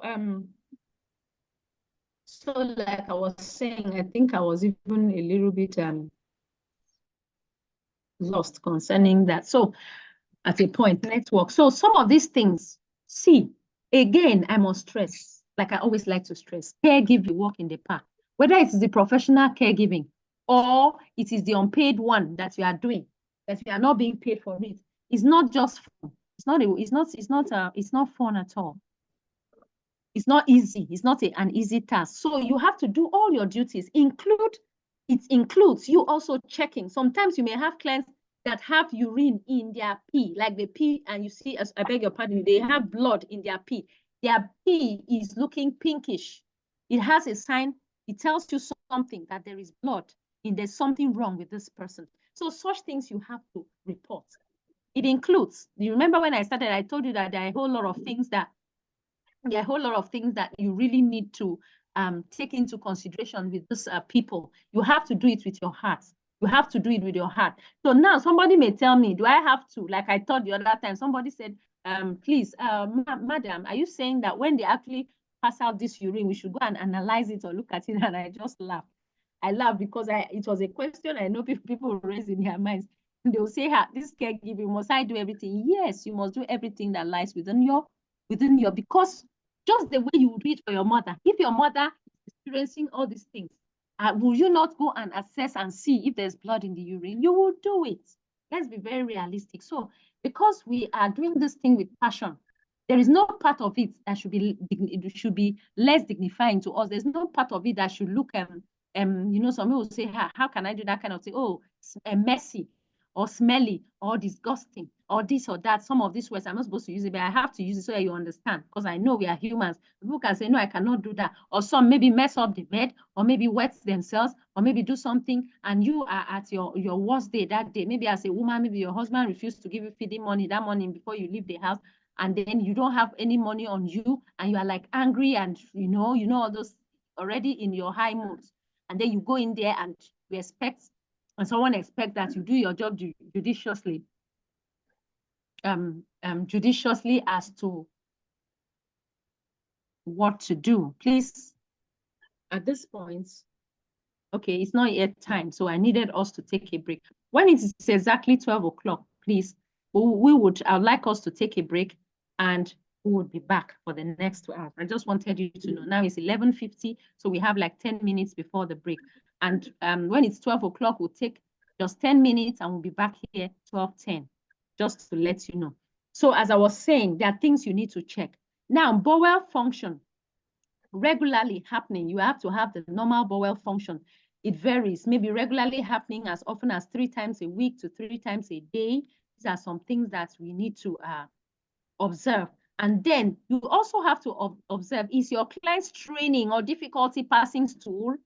Maybe your clients you assist or you don't even assist. Maybe you see that the one you don't assist, maybe it takes a longer time in the toilet and you can hear noise like he's trying to try to see how to push out the stool to come out from the bowel. These are things you need to understand. You need to take note of. You need to discuss with your clients. You need to document. So it may be that tells you something that maybe your client is not having enough fiber in the diet, or your client is not drinking enough water, or is not taking enough fruits that will help to loosen the bowels and allow free stool, passage of stool. So these are things you need to understand. Is this training? And don't forget that too much training in the toilet results to pile. That's another, to hemorrhoids, results to another thing. So it's not good for someone to strain while using. So you have to take note of this. Then constipation. Is your client having constipation? Is he belching? Maybe belching, and you can perceive, that this person actually has constipation. Bloating or excessive gas, changes in bowel habits, continual needs for laxatives. These are things, or blood in the stool. These are things that you need to check and document. It is important. So make sure the environment supports a client's routine. Stick to the client's toileting routine. Talk to a doctor if you find anything out of the ordinary. Stay active and fit as much as possible. Make healthy food choices. All these things will help you as a caregiver and also help your clients maintain good urinary and bowel function. So let's see what we have before we take a break. It's almost time for a break. So now these are some healthy habits. These are some healthy habits that you can see here. I decided to come up with a picture for you. Now, many of the recommendations for maintaining good urinary and bowel functions are identical to making healthy choices for overall health and well-being. Encourage your client to drink plenty of fluid. 6 to 8 cups of fluids, preferably water per day when the weather is hot or when exercising. Cut down on alcohol, beverages containing caffeine. Very wrong. It's a no, except it's on doctor's prescription. No? Because I don't know if there's any illness. The doctors on this platform can help us with that. I don't know if there's any illness that you have to be encouraged to take excessive caffeine into your system. I don't know. Make healthy food choices. Fiber is especially important to grow bowel function, like we talked about. Plenty of fruit, vegetables, beans, nuts, seeds, increase fiber intake. Stay active and fit as much as possible. These are things you should encourage your clients to do, and you too, you should do as well. Encourage them to stay active and fit as much as possible. Like you can see there, you can see that young man, you know, cannot really see what he is drinking, but if it falls under here, then it's a healthy drink that he's taking. And you can see that beautiful lady with fruits. Apple, you can see strawberry and other fruits. You can see it right there. So encourage them to take fruits and do exercises too. Little exercises that they can take, that they can do to help themselves, you know. Little ones at this age, they are not to do those very tedious and excessive exercises that we do. No, as you can see that picture, little exercises like just having the bell, having the I've forgotten, it has just skipped my memory. What's this thing they hold in their hand? Something bell, I don't know. Maybe you can help with it, the name. You know, lifting it up, those that do exercises and down, you know, walking a little. Anybody that can walk, advise the person not to live a sedentary life. Let the person move. Walk, take a walk around, look at things. That is why I used to encourage my mother. I like to always, because we are a closely knit family, so a lot that happens to my mother, I don't joke with her at all. So there was a time my brothers all came together and they said, why are we allowing mommy to, why is mommy doing this? We've told her we just get someone take care of her, we just get someone to do everything for her. They give her a food at the right time. They sit there and discuss with her. We don't want her to stress herself. We don't want her to, even because my mother is a born teacher, she's taught all her life from 18 years till her age. 3 years ago she retired, so she's been a teacher. So she has lived an agile kind of life, you know, movements, moving here, marking books, marking WAEC, doing this and that. So all of a sudden now we want her to have a nice life, like we are trying to put it as her children. We want her to just stay in one place.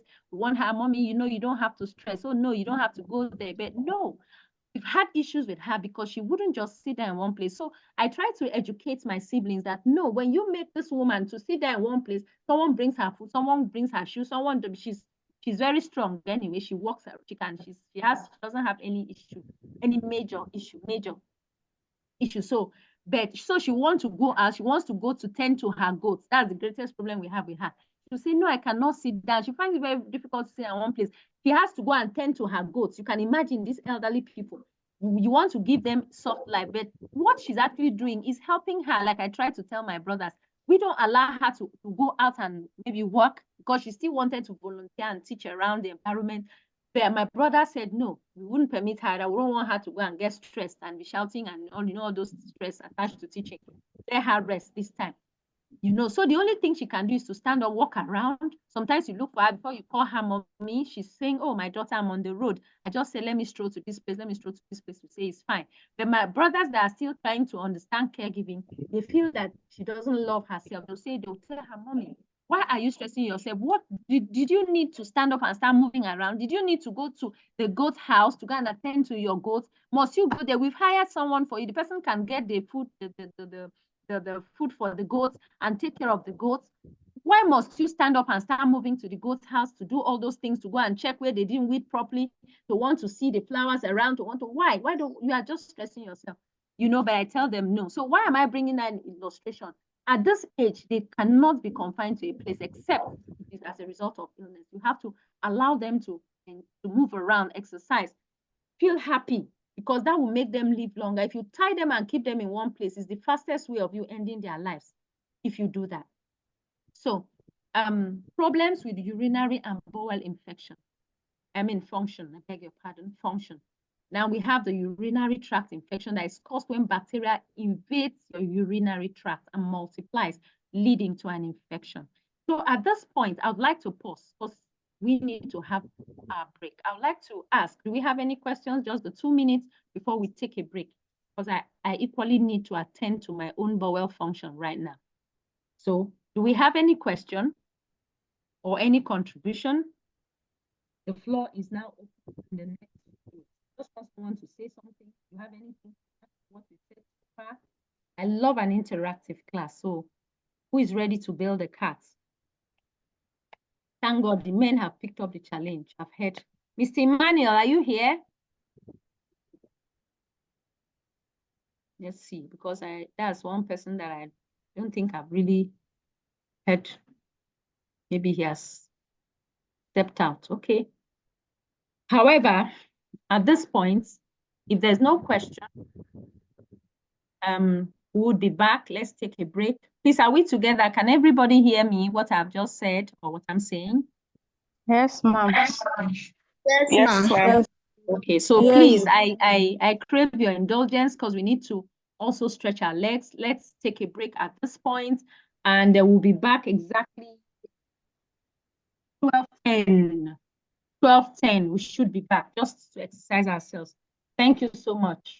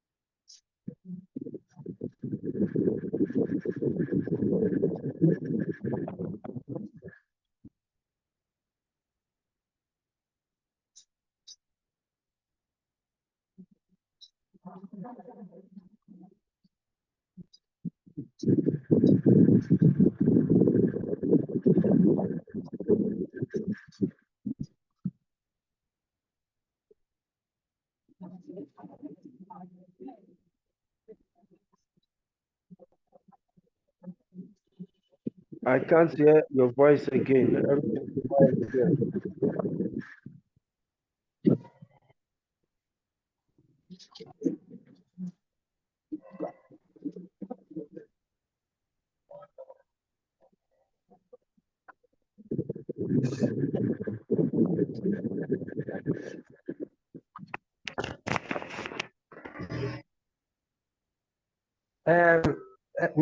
Mr. Dyer, we are on break. So we'll convene again around 10 minutes after 12. All right.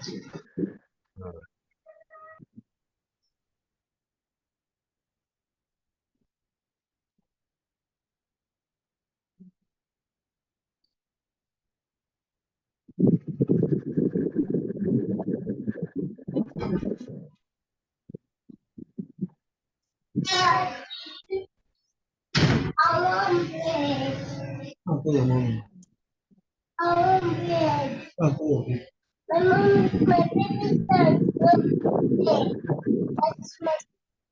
mom said to tell me. Tell her that I'm busy, that I'm in class, that she should buy it for me.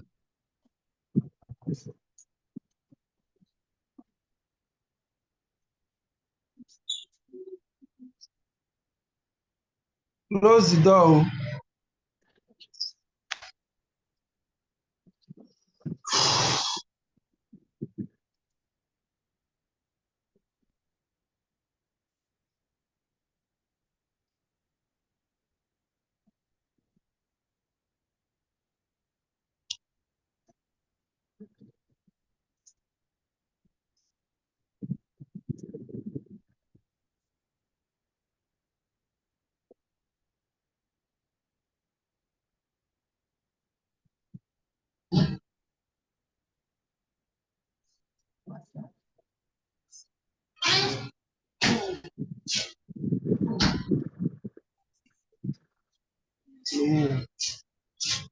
O ti pe mọ́mì kò ti send account mi.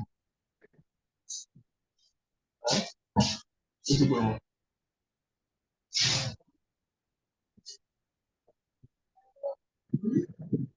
Owó send torí tí wọ́n fún ọmọ tó parí oṣù wá lọ.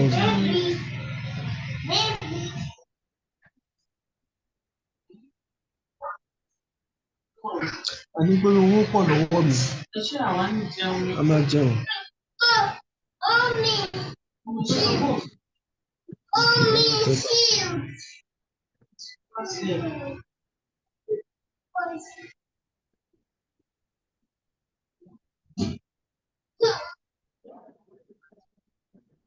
No, mo ti sọ fún ẹ pé owó pọ̀ lọ́wọ́ mi. Owó tó wà lọ́wọ́ mi, owó tí mo fẹ́ fi wọ mọ́tò táwọn fi parí oṣù yìí.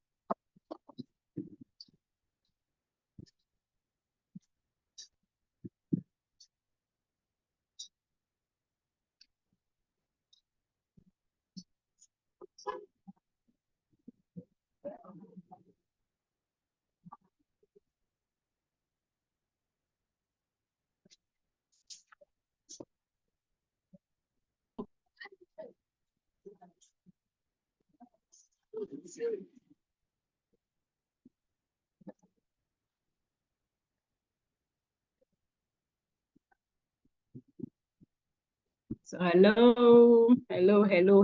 We are back. I trust we're able to stretch our legs. Are we back? Yes, we are back. Let's see who is left. Dio, okay, Sylvia. Others are still stretching. How many do we have back? 13. Okay, so welcome back from the exercise. Like, we just had to stretch our legs so that we will not sit for too long. So we are going to, because we're going to be here till 2 o'clock stretch. So we needed to like stretch our limbs. Before we left for the break, I had said that if I had wanted to know if there was any question or any contribution to make so far from all I have said, you know, like I used to tell people, no one is an embodiment of knowledge. No matter how well read you are or you think you are, there are still people that know more than you do. So it may be that in the course of taking this, I may have omitted something, or there's something I didn't really know. So before we continue, so far, I still ask, is there any question or any contribution that anybody would like to make, or to say something, whatever, any experience you have had or any challenge you have had, or have you had any elderly person that you've actually taken care of? What have you to share with us? Anywhere I go, I like to share my experiences, and I love people to do same.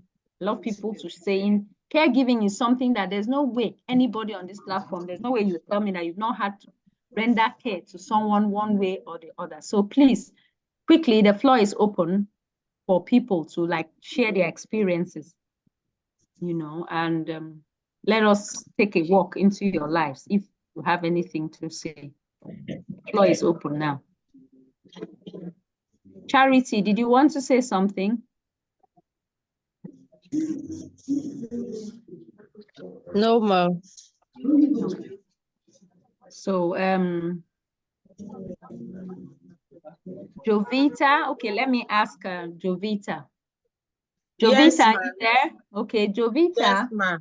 What I want to ask you is this, because you know you are our latest and our newest to join the newest person to join our fold and our group to serve humanity. So I want to ask, so far, what can you say? Because if you see, okay, you wouldn't get to see it because others have, because you just joined the group, so you will not be able to see it. I didn't pin those comments. Maybe I'll have to do some pinning later on. But so far, yesterday and maybe today, so far, what can you say concerning the training that you have had? Like, has it been rewarding? Was it really worth it? And just a sentence. I want to hear your voice, really, you know. Just want to hear your lovely voice. So say something about the training. Others had to give their comments before now. So what can you say about it? Is it worth the while? Have you learned anything? Yes, ma'am. It's been exciting so far. And I'm enjoying the class. Thank you. Thank you for that comment. You were the only one remaining. Other people did well to give their comment. At least most people, though there are still some on this platform that know themselves as I'm speaking. They know that they are owing me, not money, but they are owing me something.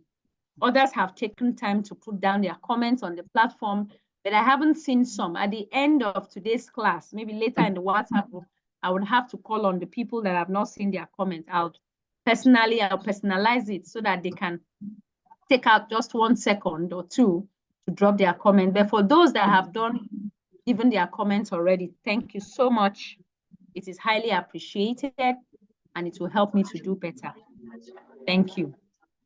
So I was just taking that time to ensure that we have more. Thank God we have 17, so we can kickstart. I'll just buy time. All right. We want to continue with what we were talking about. Problems, urinary bowel function and urinary function. Now, it is important for us to note certain things as caregivers because it would help us and it will also help our client, like I have been saying, and I cannot overemphasize that. You may not end up being a professional caregiver, but the things you learn on this platform and the things you already learned from other platforms and other trainings that you have had would help you, would go a long way in helping you in your day-to-day life as you relate with others. So no knowledge is wasted. So now let's delve into this. Urinary tract, like we said, remember we said urinary system is part of the human body. Now, these are infections that are caused when bacteria invade the urinary tract and multiplies, leading to an infection. When bacteria enters your urinary tract, it multiplies, it borns babies, let me use that word, and then it creates, it causes an infection that becomes a problem to your overall health and your well-being. Now, because of the way that our female anatomy was created or was formed, because of the way the female, because of the way our body anatomy is, it is very easy. It is easier for women to contact infections than men when we talk about urinary tract infection and other infections too. Women are mostly at the receiving end of most of these things because of the way our body is. Because of our female anatomy, our body is open to any bacteria, any virus, whatever is open.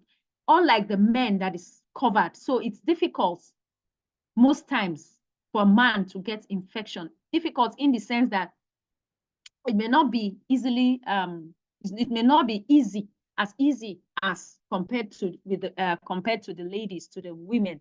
So because of that, if a man has to take extra care, or a person that is taking care of a caregiver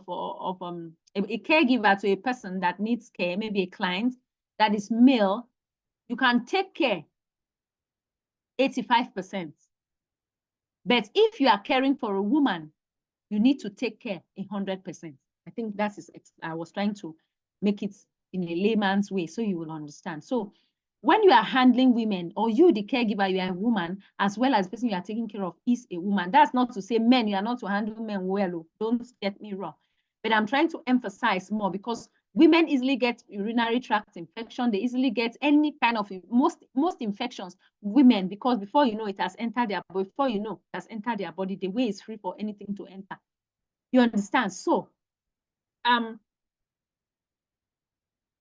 UTI, that's, I'll be saying UTI, that's urinary tract infection, they are easier to treat if you discover before they become severe. That's why it's good for you to ensure that your clients, likewise yourself, You keep tabs with your health. You go for medical checkup. If you observe anything, painful urination, or your client squeezes the face when he or she wants to pass urine, or anything you see blood in the stool, you see difficulty in passing stool, you see anything like that, please let your eyes be open. Be observant so that it can be treated, because to a large extent, kidney failure results if you are not able to treat a particular infection when at the initial stage, at the birthing stage, you are not able to treat it at that point, allow it to increase, extend, to spread, to move from here to here, and it lands in your kidney. By that time, when they say, let's rush and do the needful, it's already too late.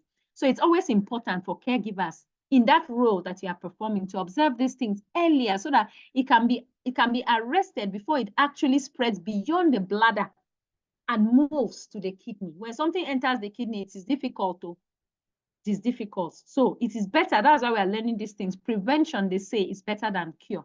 So it is better that we learn all the ways to prevent having this infection, rather than learning how to cure them. So when you see any of these signs, report to your appropriate care team. Oh, I forgot. I know reminded me. I didn't put this in slideshow so that everyone can. Okay, fine. So this is practically what we need to do. So what are some of the causes of this UTI, of this urinary tract infection? A habit of waiting too long to urinate. That is very important. A habit of waiting too long to urinate. There are people that have that particular issue. They joke with urine. It is not good. If you have a client that jokes with urine, let that person be educated. Don't joke with urine. Even as mothers, educate your children, especially your female children, especially. They should not joke with urine because there is an effect of it, urinary tract infection. Now, why? Because when you joke with urine, what I mean by joking is you feel like going to ease yourself, like to pass urine. And because you are doing something, you just say, okay, let me finish that thing I'm doing.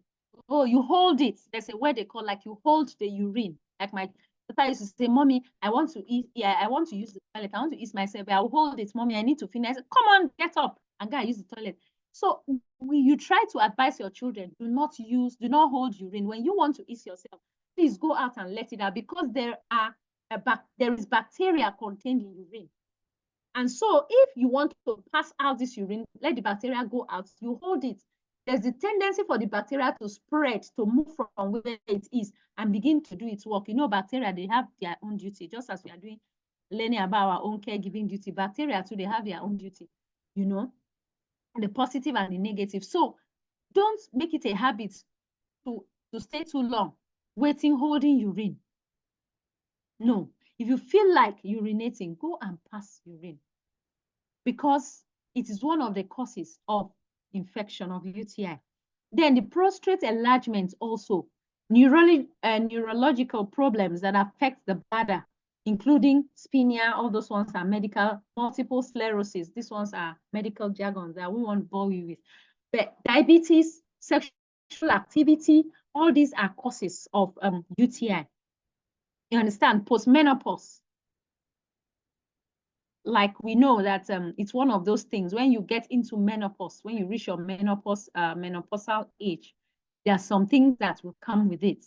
You understand? So you have to see how to, there are some things that natural and normally will not just be treated like that, because there are menopausal symptoms. They come with the fact that your body is, there's a paradigm, there's a shift, not paradigm, but there's a shift in your body mechanism. There's a shift, there's an alteration or variation in your body, how your body works. So certainly these things come with menopause. So post-menopause, after your menopause starts, multiple pregnancies also cause UTI.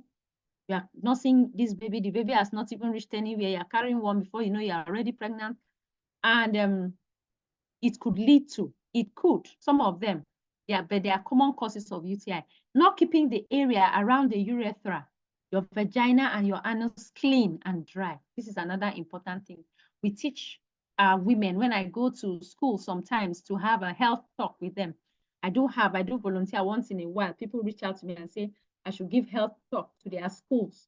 you know, to the girls in the secondary. So I go a lot to talk to them. I tell them what to do. I try to, and these are some of the things that surprisingly, when you ask them, when you have a heart-to-heart talk with them, when you keep them in groups and really talk to them, you find out that these are things that their mothers have not been doing, should have done to enlighten them and teach them, but they have not done it.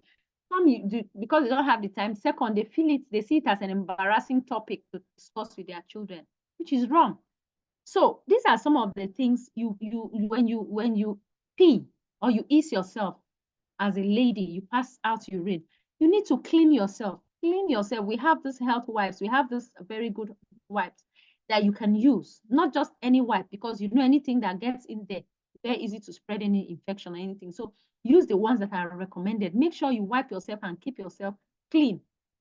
You understand? Use the toilet, keep yourself clean. Do not compromise your hygiene when it comes to your vagina, when it comes to your anus, when it comes to your urethra, when it comes to those private places. Do not joke with it. Keep them clean. Vice versa, both women and men, both ways. The only reason I'm emphasizing more on women is that you know the reasons. Women, you know the reasons why, but it is vice versa. Anything I say here is both parts. So ensure that if you're a mother, don't allow your daughter. I once had a problem with a teacher in the school where my daughter was in her primary school, when she told me, because I build a very good relationship with my children, you know, with my family. I think I'm having network fluctuations. Please, is everybody together? Can you hear me loud and clear, please? Yes, ma'am. Yes, loud and clear. Okay, so I don't want to be talking to myself because that's another form of illness and I don't want to be ill. So thank you that you are listening to me. So I was saying that I once had a problem with a teacher in a school because some teachers, you say a child will come and tell you, please teacher, may I use the restroom? Or please, may I use the toilet, as the case may be? And you say, go and sit down. You know, some teachers, go and sit down. Must you use the restroom every time?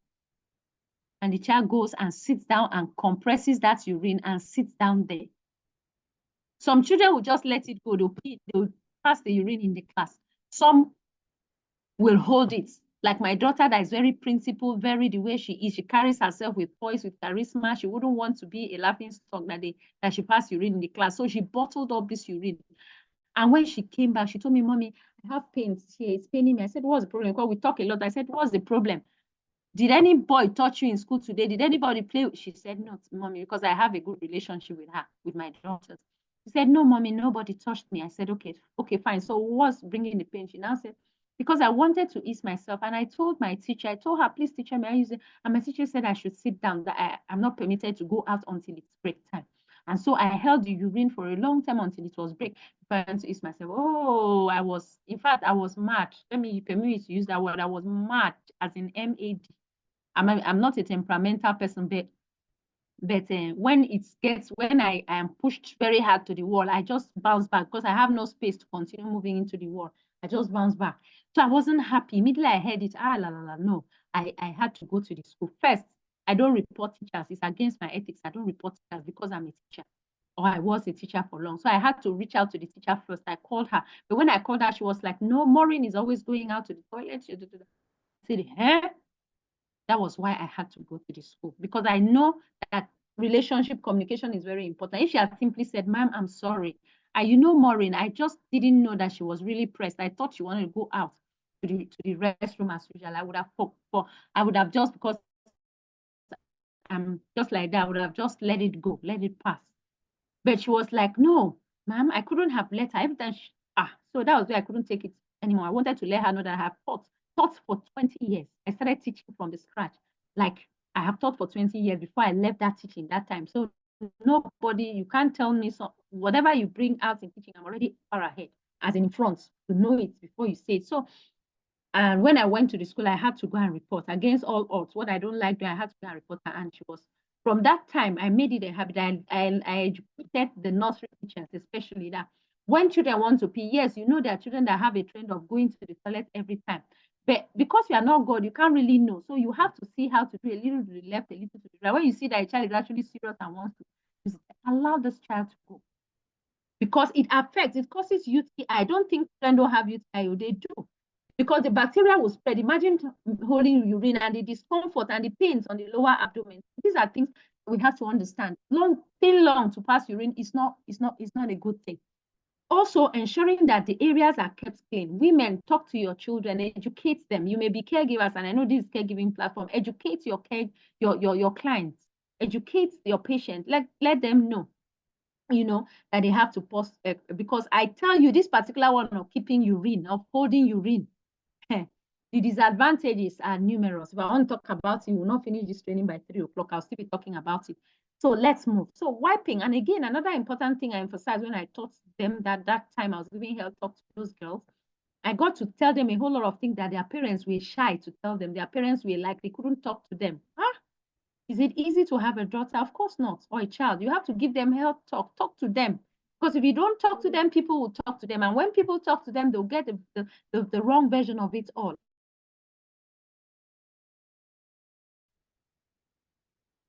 So these are things that we need to know. And then when you are wiping, especially for the women, like I said, we are wipe from the back towards I beg your pardon, that's wipe from your, if you maybe you pass excreta or whatever, wipe from your vagina through your anus. Never you take it from the back to the front. Because if you do that, it can cause issues like this. These are common causes of UTI. Wiping from the back towards the front is a problem, a very serious problem that gives you infection. Because it's introduced, for example, maybe you pass out excreta and you want to wipe yourself, and now you are wiping from the back to the front. You are taking those very serious germs and bacteria from your stool, leftover of your stool, down across your vagina, and it introduces infection into your system. So that is why it's better for you to clean through from the vagina back through the anus, even if you pass excreta or whatever, for your clients. You know why I'm telling you this? Because you are taking care of people, and anything that will help them should be of paramount interest to you. So let's move as we progress. Signs and symptoms of UTI. Unexplained or worsening confusion or agitation. These are some signs or some symptoms of them. Painful or burning feeling in the area of the bladder or urethra during urination. Pains, you feel as if they rub you pepper. We teach people, so we know. Immediately you feel those signs, or your client has those signs of pains or squeezing the face when passing out urine, you know that something is wrong. And then feeling of fullness in the rectum. Sometimes you have actually passed this urine, but you are still having as if your bladder is not empty. That is one of the signs of UTI. Your rectum is full. Pains, sometimes you feel pains in your bladder. So these are some of the things that you have to look out for in your clients and possibly in yourselves too. So urinary incontinence occurs when a person, now we are moving to a particular issue that I need to take time to explain. Like I told you that today we are going to delve into terminologies, we are going to explore the science aspects. It is very, very important because it's very, very important because I was trying to check the chat box if we have anything there that I've not gone through. Okay. It is important because you can help yourself with it. You can teach other people with it. It's very, very important. Thank you, Mr. Kingsley.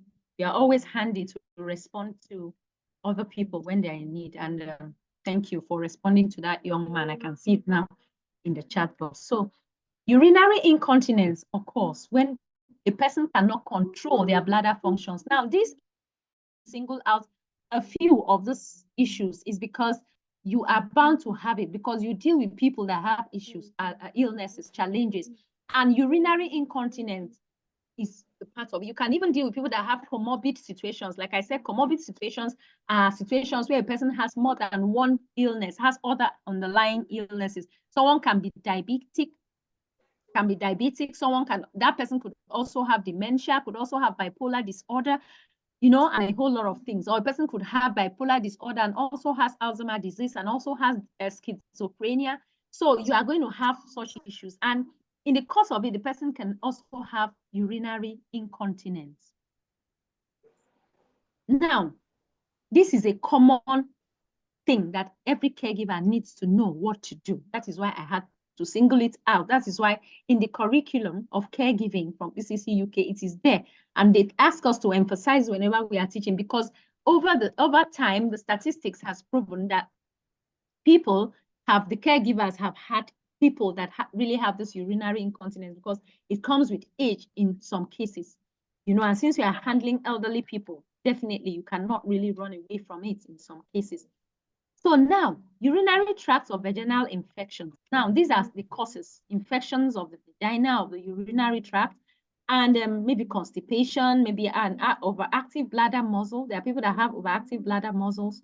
Well, yeah, there are people, you know, people are different. There are people that have spinal cord injury. So a whole lot causes this urinary tract infection. Okay, let us go. I don't want to. Good. Fine. I want to talk about this, and this is important. So I need to know, are we together? Are we together? Because I will need you to ask questions at the end of this, and maybe to give contributions anywhere that I am not really contributing. Madam Kusan, I hope you are here. And as a person that is in the field or getting into the field, or being certified in the field, and other people as well, all the people, Mr. Kingsley, Mr. Emmanuel, and so on, Mr. Adedayo, and so on. Please, let's pay attention, because I would need you to ask questions.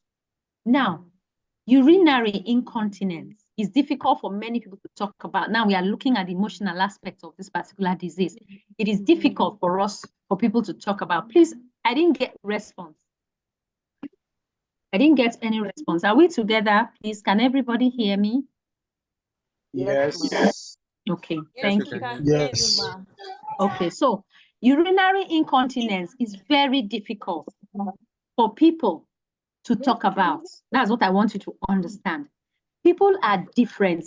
There are people that I have told you that even some mothers and some fathers have been afraid, some fathers over time have been afraid to discuss, to give their children sexual education, to give their children, to tell them hygiene, what they are expected to do as men. Yeah, because they find the topic embarrassing. That's a very big mistake. If some parents can feel bad about that, then you know that people are different. People are naturally different. They are unique in their own aspect. So that is how it is. Some people are scared to talk about something. They feel ashamed. You may have a client that may even have this urinary incontinence, and they cannot talk to another person because they are ashamed. They cannot even talk to their caregiver because they feel ashamed, because they feel less of a human being, because they feel they will laugh at them, because they feel that they are, I don't know the words to use. So incontinence is difficult for many people to talk about. And what is this incontinence? Because someone may ask me, what is this urinary incontinence? It's simply a situation where someone cannot contain urine. That is to say, it's a situation whereby urine escapes from the bladder at ease. This is urinary incontinence. That leads to bedwetting. Thank you so much. That leads to bedwetting. Thank you very much. You see why I said they are knowledgeable professionals here. So please help me where I'm not able to get the terminologies or the words. I really appreciate your contributions. Thank you so much. So it makes, you cannot contain incontinence. You cannot contain the urine. It's a problem. That's why I said many factors contribute to it. Okay, now, people are scared to talk about it. So many clients you may have may be scared to talk about it. Some may believe that it's a part of their normal aging. May say, after all, I'm already old. So what's the big deal of hammering? Thank you. That's the bad effects of it.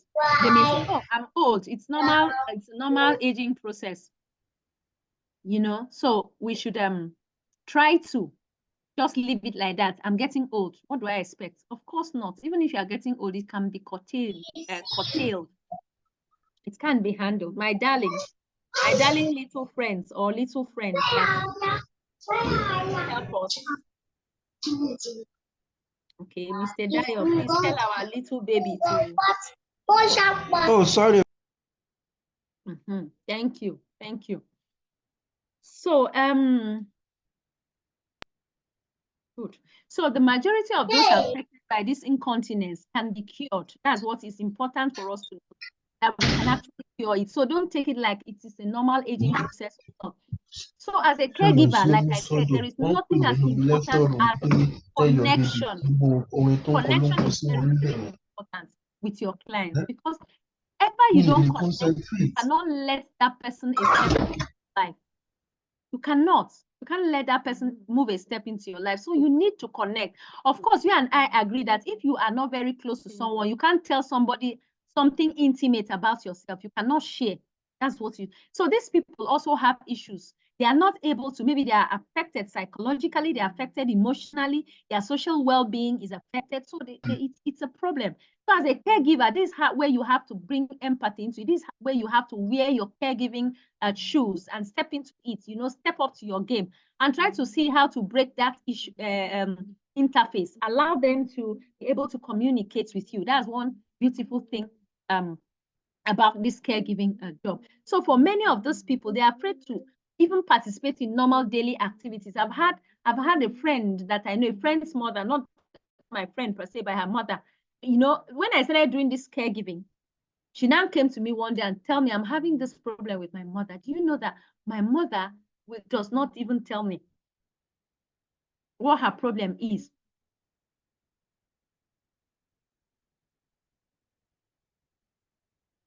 Like, she won't even tell me what her problem is. That most times she doesn't like to go out. I ask her, Mommy, there is a function, they're having a wedding here, so person is doing, she doesn't like to go out. And her mother never told her why. She never told her why she wouldn't want to go out, because she know her mother that used to be the ever outgoing person. They always spice up the parties, always spice up gatherings. Her mother that she knows, all of a sudden now became withdrawn and would not want to attend functions with her, wouldn't want to go. So she tried to ask her, she tried to find out. It was later on, I don't know. Okay, after she talked to me, I now told her, have a heart-to-heart talk, because since the lady in question, my friend, is not a caregiver, she doesn't understand most of these things. She likes to have the military approach. And she just say, you don't want to go out. Why don't you want to go out? Every time you don't, she'll just talk and off she goes. She doesn't really follow the techniques. Let me say she doesn't have the right knowledge. Let me just say so concerning caregiving. So she just thinks that by shouting, scolding the mother, doing this, doing that, that she'll be, even the mother herself will not be tired. There's one day the mother was even, she saw me. And then she tried to tell me that I don't like how this lady, your friend, behaves. Sometimes I wish to tell her things, but the way she just shouts at me as if I'm a child. So immediately she told me that I tried to talk to the mother, and I told her friend, I said, you are not getting your mother. If you value this, your mother, and you support and you respect her, and you know that she's passing through this, you will not add to the already heavy challenge or heavy issue that is already on her shoulder. Do you know what it means to be able to want to do something and not able to do it because one illness is restraining you? Or do you know what it is for someone that had lived all his or her life being agile, being lively, all of a sudden one sickness just relegates him or her to the background, and you can't do anything without the help of another person? Do you know that alone can, if the person is not able to handle it, can affect the person severely and seriously? So I try to talk to her. I say, take it easy. Take it calm with your mother. Understand that she's a unique person. Understand that this and understand that. So I try to talk to her. So after some time, she understood what I meant. Perhaps, yeah, she understood what I told her.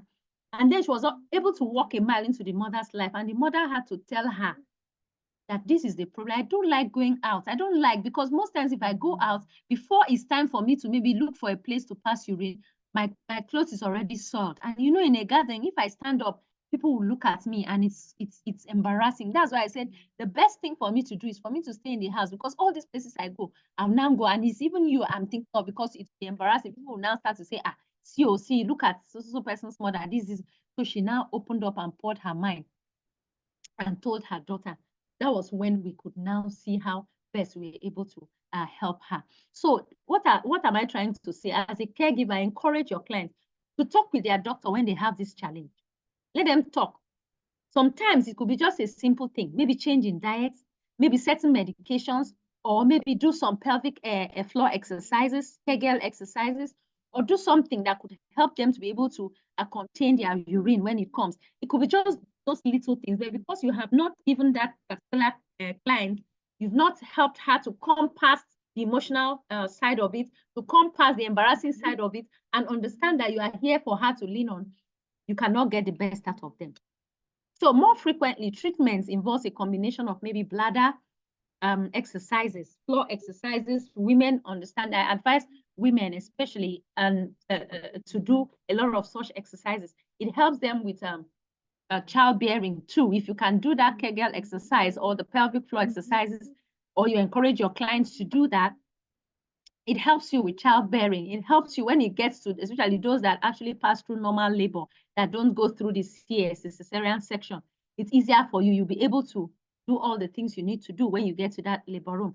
And again, it will help you to contain urine, because there's a way the pelvic floor exercises teach you to do. Those of you that are interested, just Google after this training, you'll see what to do. You see the way to go, how to go about it. It's just a simple exercise that doesn't cost you much, but it will go in a long way in helping you, especially when it comes to training your bladder to be able to contain urine. So these are some of the things. It can be very, very embarrassing for some people to handle, because they can't speak it out. They can't say it. They are just there. They feel it, but they cannot say it because they feel ashamed. It's nothing to be ashamed of. We are all human beings. Let them know, encourage them to speak out when they have this challenge, and encourage them to know that there's nothing that cannot happen to any human being, and they are not just alone in the process. Let them know that. I think with such encouragement, it will make them loosen up. Okay, so you can see there, take a look at that beautiful woman here on the left. You can see how she is. Just imagine the way she folded her hands under her chin, under her jaw rather, tells you that a lot is going through her mind. From that picture, you see that she's going through, like, thinking, oh, Jesus, how can I go about this? Who can I tell? What is happening to me? What is shame? It's embarrassing, and a whole lot. So such times, if you are working with such a person, this is the most important time that person needs your encouragement, needs your help. Encourage the person, talk to a doctor. Tell the person, let the person express how he or she feels with the care team, or you do same, so that everybody can work together. Members of the care team, not outsiders now, can work together to see what to do. The healthcare practitioner can know exactly what to do or recommend for her to help that. You can see the other lady there, maybe sitting in the toilet and thinking, maybe she's finding it difficult to pass excreta or maybe a stool and so on and so forth. So we want to look at these types of urinary incontinence. There are two major types. We have the stress incontinence. That's loss of urine when the person coughs. Sometimes, have you ever had a situation, or maybe you have someone that urine just escapes, maybe when there's a lot of pressure mounted on the bladder? For instance, maybe the person wants to cough, or wants to sneeze, or laughs, or strains, wants to lift up a heavy object, strains, and as a result, urine, and normally it's always in a little quantity. As a result of that, urine escapes from the bladder. That is stress incontinence.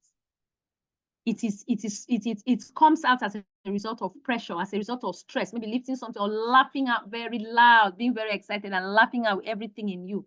It releases pressure and urine comes out. Strains too, carrying a very heavy object also. And then it's a problem of weakness in the pelvic muscles. When you have such situations, it's a problem of weakness. So if you can do the pelvic floor exercises to help your pelvic, to help that region to be firm, to help that region not to be weak, because when it is weak and you laugh, you do anything that adds pressure, urine just comes out. Now, the urge or the reflex incontinence too. This one is a strong sudden need to urinate, followed by an instant bladder contraction. Now, this one is more intense. That's the difference between the two. This one is as a result of pressure when you laugh. It doesn't happen all the time, but when you don't do something at the spur of the moment, that exact pressure on your pelvic, it releases the urine and it comes out, and it's always in smaller quantity. But this urge or reflex incontinence is when you have a very strong sudden need to urinate, followed by instant bladder contraction. That's your bladder is already contracted. It cannot even waste time.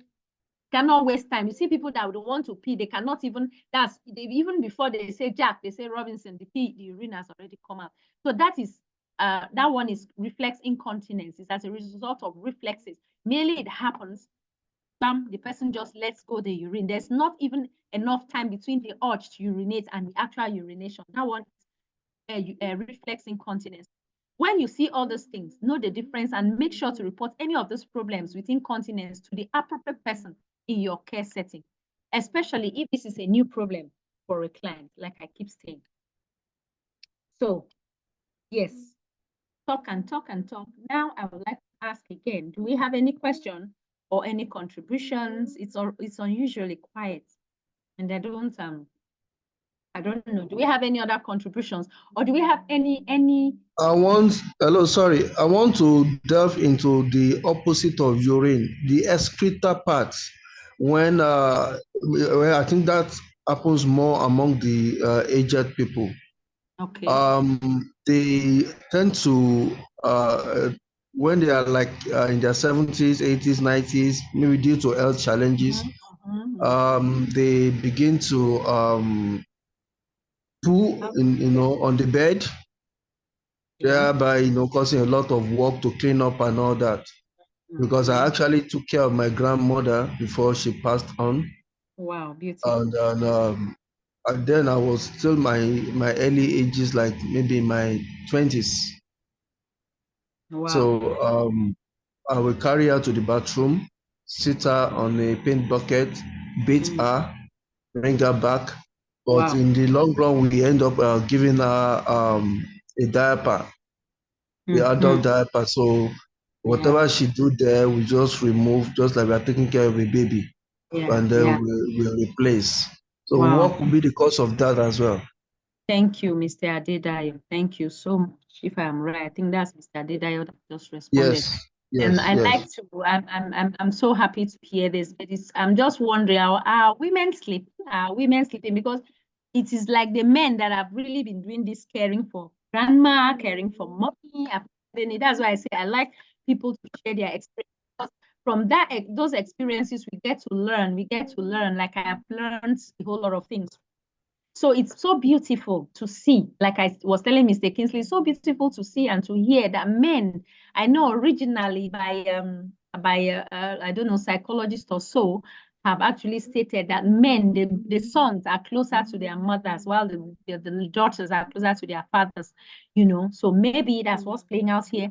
But it's so nice to hear that the men have already been caregivers. So you see why I said that this training, do not think about, oh, I paid this money or I paid that money. Yeah, I know money is important, but I tell you that the knowledge you gain at the end of the day, you may not end up flying to the moon or flying to the sun or traveling to, or going here. You may just use the knowledge to help better your lives and the people around you.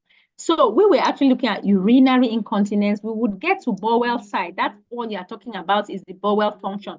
So this one, we are talking about the urinary function. But we'll get to know, just to answer before we get there, you get to know that when someone ages, there is what they call elasticity. It's just like an elastic.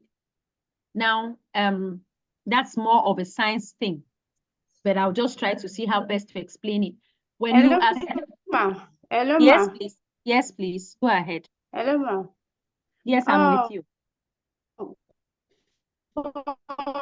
Not just an age person, because remember when I had my first baby, I had womb, my uterus, I was having womb prolapse, which really affected a lot. That any small thing started bringing out urine out until it was being corrected. So, and they said I should also work on my pelvic wall with a lot of exercise. So not just being age, it can happen due to childbirth and all that.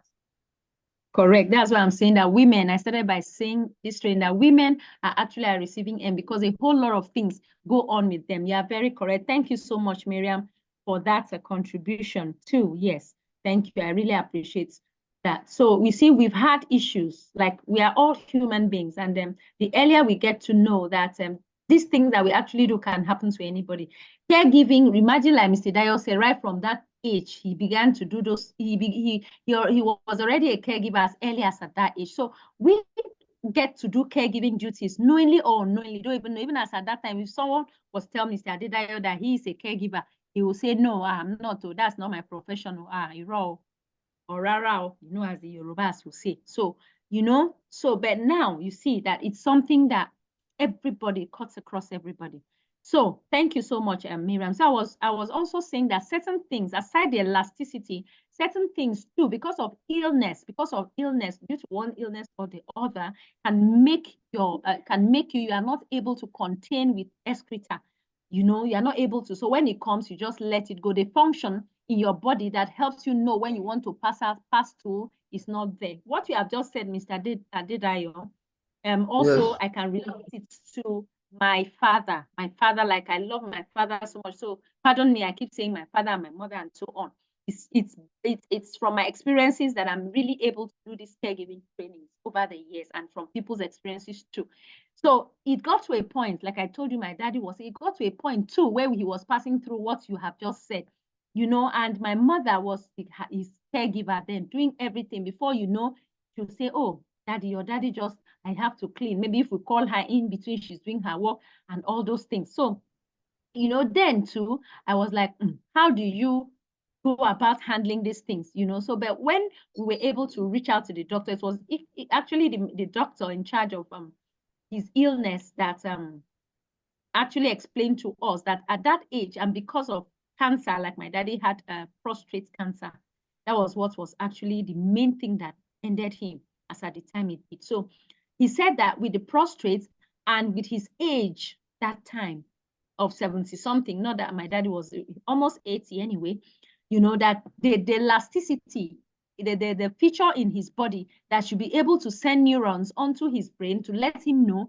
that he has to pass out, that like the way you want to poo now, you want to pass out excreta, immediately you get the signal, it communicates to your brain, it makes it uncomfortable for you, and then you go to the restroom. That particular function is always attacked when someone is having cancer or is having any major illness.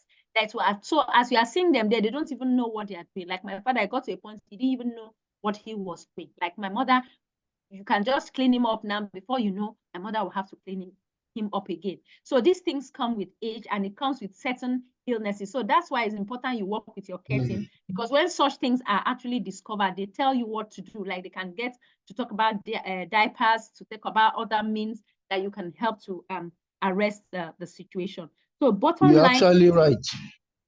Because in my grandmother's case, she suddenly had stroke.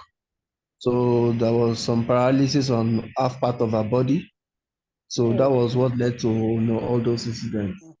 So you see, so that paralysis led to a situation whereby she cannot coordinate in terms of her body coordination was not functioning again.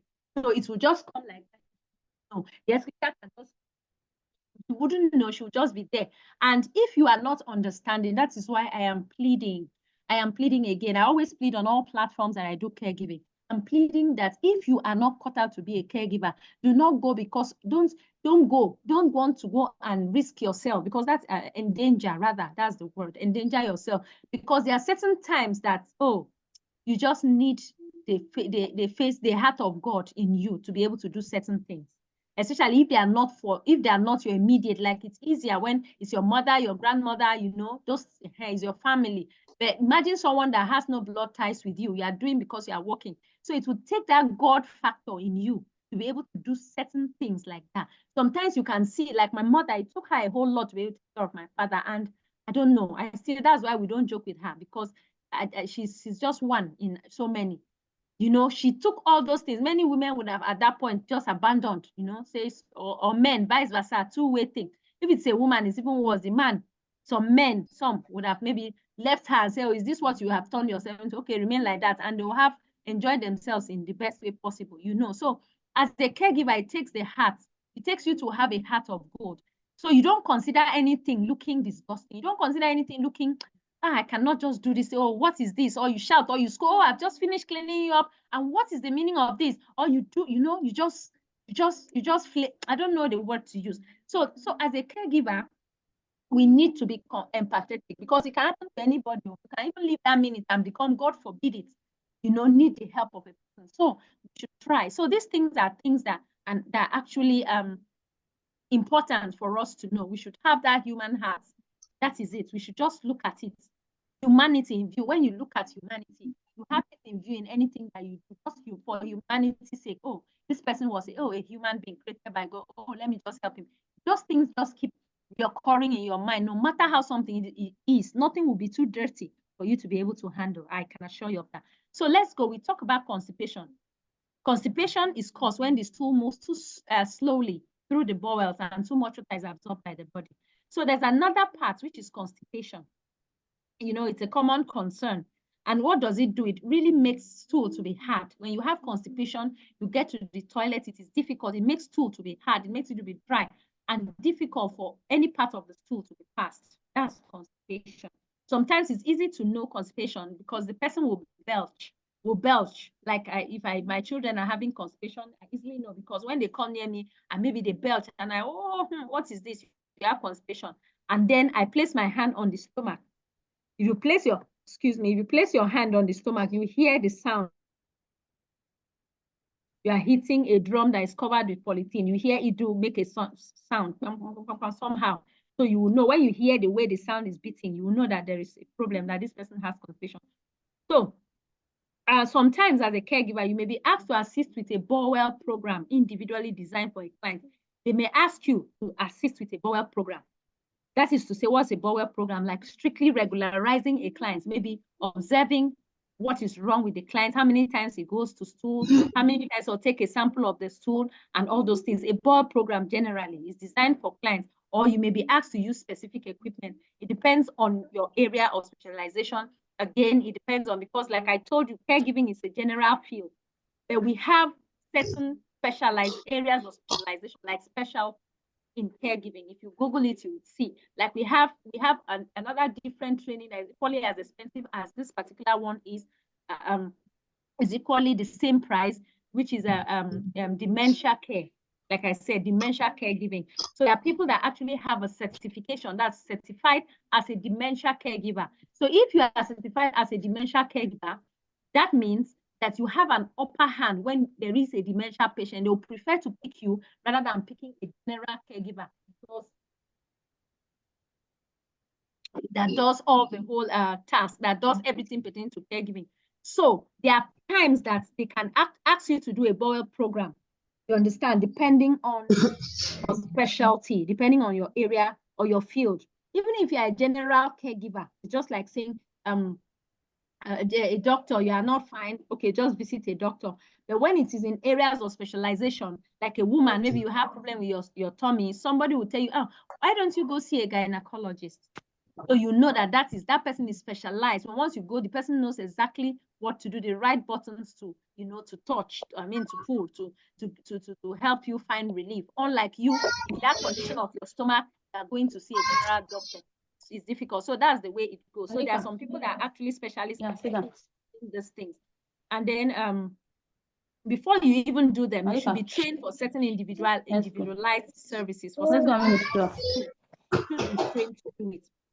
Now, also do not let your clients go 1 to 2 days past their regular bowel movement pattern without reporting the problem to the appropriate person. That's the need for us to report everything cannot be overemphasized. We cannot say too much. We have to report some of these things. Very, very important. Okay, let's go, please. Let's move to the next. We've talked about constipation and common causes of constipation: lack of exercises, immobility, especially people that are immobile, people that have mobility issues easily get constipation because they are not able to let out. They're not able to let out some of those things. Problems with the colon or rectum too. People that have problems with the rectum, that have problems with the colon, they don't take enough fluid and fiber in their diet.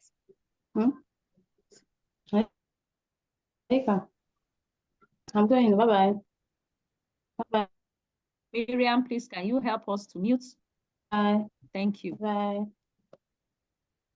Okay, so we have ignoring the urge to have a bowel movement, not enough fluid and fiber in the diet. Remember the need for us to take fruits like oranges, like pineapples, fiber fruits, cucumber cannot be overemphasized. It is important for everybody, whether you have a health challenge or not, so that it will make your stool to be easier. So and what are some of these signs? Your stool hard, strain that can result in hemorrhoid. Hemorrhoid, you know, which is pile. Most of the people that have, that's why people are advised to ensure that your stool is not hard, because every human being has that tendency. There are some that are pregnancy-induced, pile, hemorrhoid. So we are not talking about that one. There are some that, especially women that go through normal labor, that you have to push, exert pressure, push everything in you out. When you are pushing out the baby, you can have that extension. You can have the hemorrhoid. So, okay, bright red blood or stool in your stool, or change in stool color. These are some of the signs of constipation. We also have diarrhea too. We also have diarrhea. Okay. Now, this is diarrhea. At least we can relate to this. When the stool moves fast through the intestinal system and enough water is not removed from the stool before it's passed out. Sometimes, like we talked about hygiene, if we eat food that is foodborne, maybe we have food that is exposed to maybe flies, maybe exposed, or maybe it's contaminated. This is one of the things that will happen to us. So we take that food intake into our system, we have diarrhea. Very important. This is one of the illnesses that result. And a possible side effect of this diarrhea is dehydration, because watery stool comes out, water out of your stool like that. And what do you do? Clear liquids like water, like juice, like drinks, you know, teas, help depending on your client's preference and what he or she should take. Take note that if your client has dietary modifications, has special diet, things that you should not take, please don't want to do a good thing and go and be giving him tea or go and give him juice, because it's going to be to the detriment of that person. So now, it's advised that when someone has diarrhea, you can help to apply certain balms to help with the cramps and maybe the tenderness. But it is best to avoid dairy products. When someone is having diarrhea, please don't say, oh, this person is having diarrhea, or my child has been throwing up since morning, vomiting everything, and is purging, is having stooling, is having diarrhea. Please, can you just mix milk for me, or just make tea and put a lot of milk, let him. No, because dairy products increase diarrhea. It makes it worse. You take butter, you take creams, you take milk, anything like that, milk kind of cheese, milk kind of things. It's not, you're not expected to give someone that is having diarrhea. And for you too, because like I said, caregivers are not medical practitioners. Medical practitioners in the sense that caregivers are not directly involved in the giving of injections, in the recommendation of drugs, in the administration of medications. They're not actually involved. So there's a limit, there's an extent to which you can go. So you have to know your limit. So if it is serious in a care setting, please report to the appropriate person so that you can be advised what your client should eat because of having that diarrhea. What to watch out for: severe pains in abdomen, fever, blood in the stool. These are things that you need to watch out for when a person is having more than 2 episodes of diarrhea within a 24-hour period of time.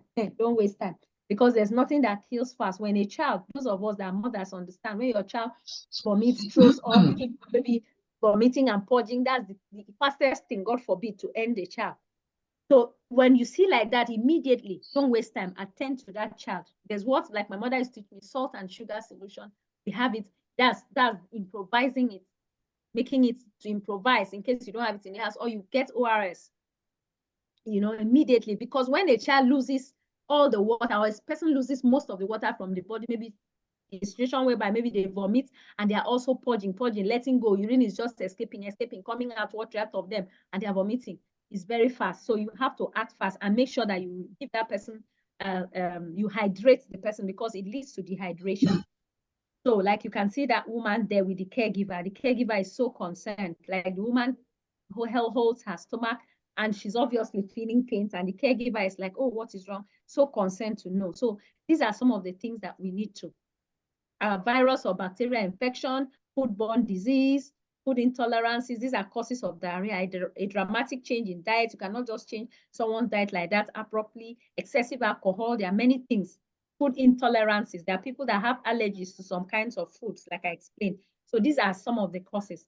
And these are the symptoms that you can see: an urgent need to use the bathroom, watery stool, cramping, abdominal pain, fever, nausea, bloating, and so on and so forth. So these are some of the signs and the symptoms. Good. Now, we are getting to somewhere. We are getting to another part: assisting with toileting. Assisting with toileting. If your care plan or service plan includes assisting a client with toileting, then you have to pay good attention to this. You have to really understand what to do. Okay, now, each client, like we said, they have different kinds and amounts of assistance with toileting, different kinds.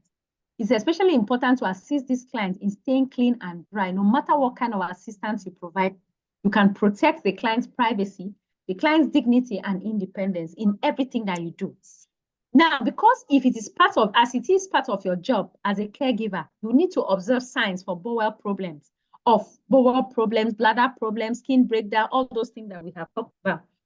Now, what is your role in care in toileting? What is your role? Now, this is practically a caregiver's role in a client's toileting. Cueing and reminding your clients. Cueing, that means talking, tuning to find out, would you like to pour? That's cueing. Then helping the client to and from the bathroom. That's part of the things that you need to do. That's your role. Helping the client transfer on and off and use the toilet or assistive devices, equipment. Undoing a client's clothing, pulling down their clothing, refastening their clothes, doing all these things. Perineal care, very important. Perineal care. Emptying the bedpan in case of maybe you have a bedpan, a urinal or commode in the toilet.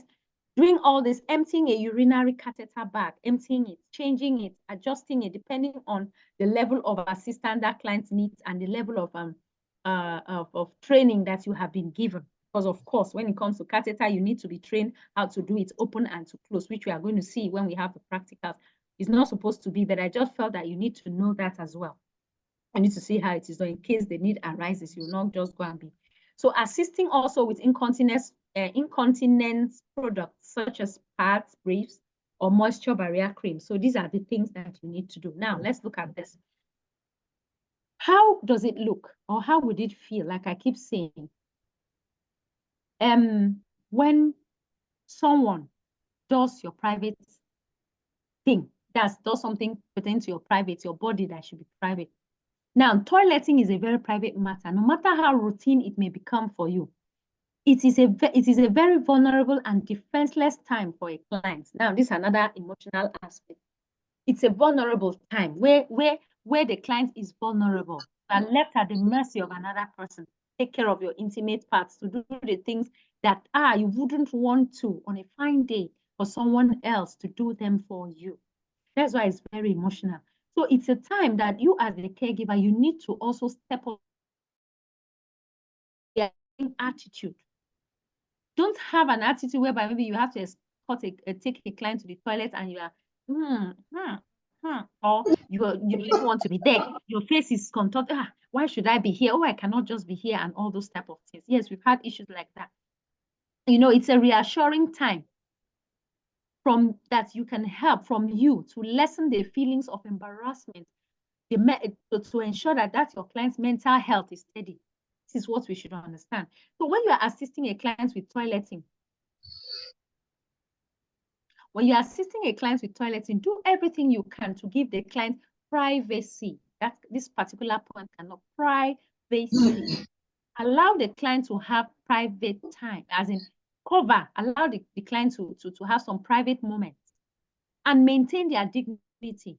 This can include looking the other way around for a few minutes. Maybe if you feel the client is being uneasy, or maybe she wants to clean up, or she wants to, her personal part, you can just, if you are not the one doing it, like it doesn't involve you doing that, you can look away, maybe just to turn away, ease the embarrassment for the client.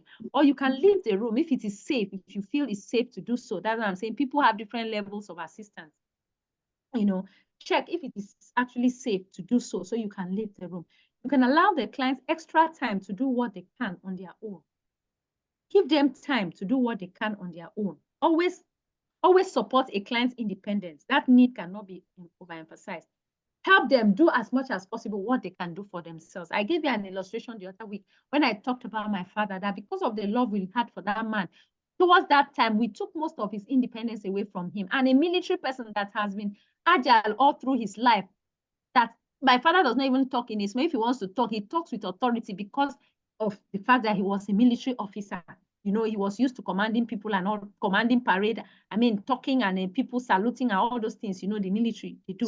Then all of it, he was now just tired because of one illness, this prostate cancer he had and the other challenges he now was relegated to. So he had to struggle with his mental health because he now saw that he became, and we didn't understand. We thought we were helping him. So we're doing most of those things. But even when he wants to stand up, he can stand up himself, or we want to go and help him stand up. We want to help him do the things that he can do by himself. We were very happy, saying, oh, at least in our hearts, we are helping our father. We love him so much. We don't want to stress him. Oh, we don't, and all that. But at the end of the day, I told you, my father even had to tell us, why are we, is it because I've become, is it, we people are doing all this, is it because I've become a vegetable? He had to make that statement that we will never forget. He said that even if I'm like this, I can still do some things for myself. Allow me to do these things for myself. It's not that bad. Yes, I quote him, it's not that bad. And so we understood our limits. And we didn't have, I didn't even know about caregiving as at that time. So I was moving gently. I was exploring other fields. So I didn't know. So it was later that when I came here, I said, wow, geez, that's what we were actually doing. We're trying to deprive him of his independence. We were like making him feel less of a human being, like, oh, he cannot do this. So he wants to stand. Oh, daddy, let's help you. Oh, he wants to, let's carry this. We did not even allow him because we were all over him, because we loved him. But we didn't. So as a caregiver, allow your client to do as much as possible the things he or she can do by himself or herself. Now, be patient when a request for assistance. Sometimes you can be doing another task and your client calls upon you to assist for toileting. That one is number one, because like we talked about, you don't allow someone to hold urine. Maybe someone wants to pass to an elderly person. You are saying, oh no, okay, you need my help. Oh, I'm coming. I'm doing something. Just hold on. I'll soon be there. And this and that. All those things does not come in. When you are actually needed for a particular task, especially toileting, especially passing urine, especially doing those things that are sensitive to a person, please don't hesitate. Don't hesitate. When such a request comes, don't say you are busy. Just leave whatever you are doing and please attend to that person. Very important.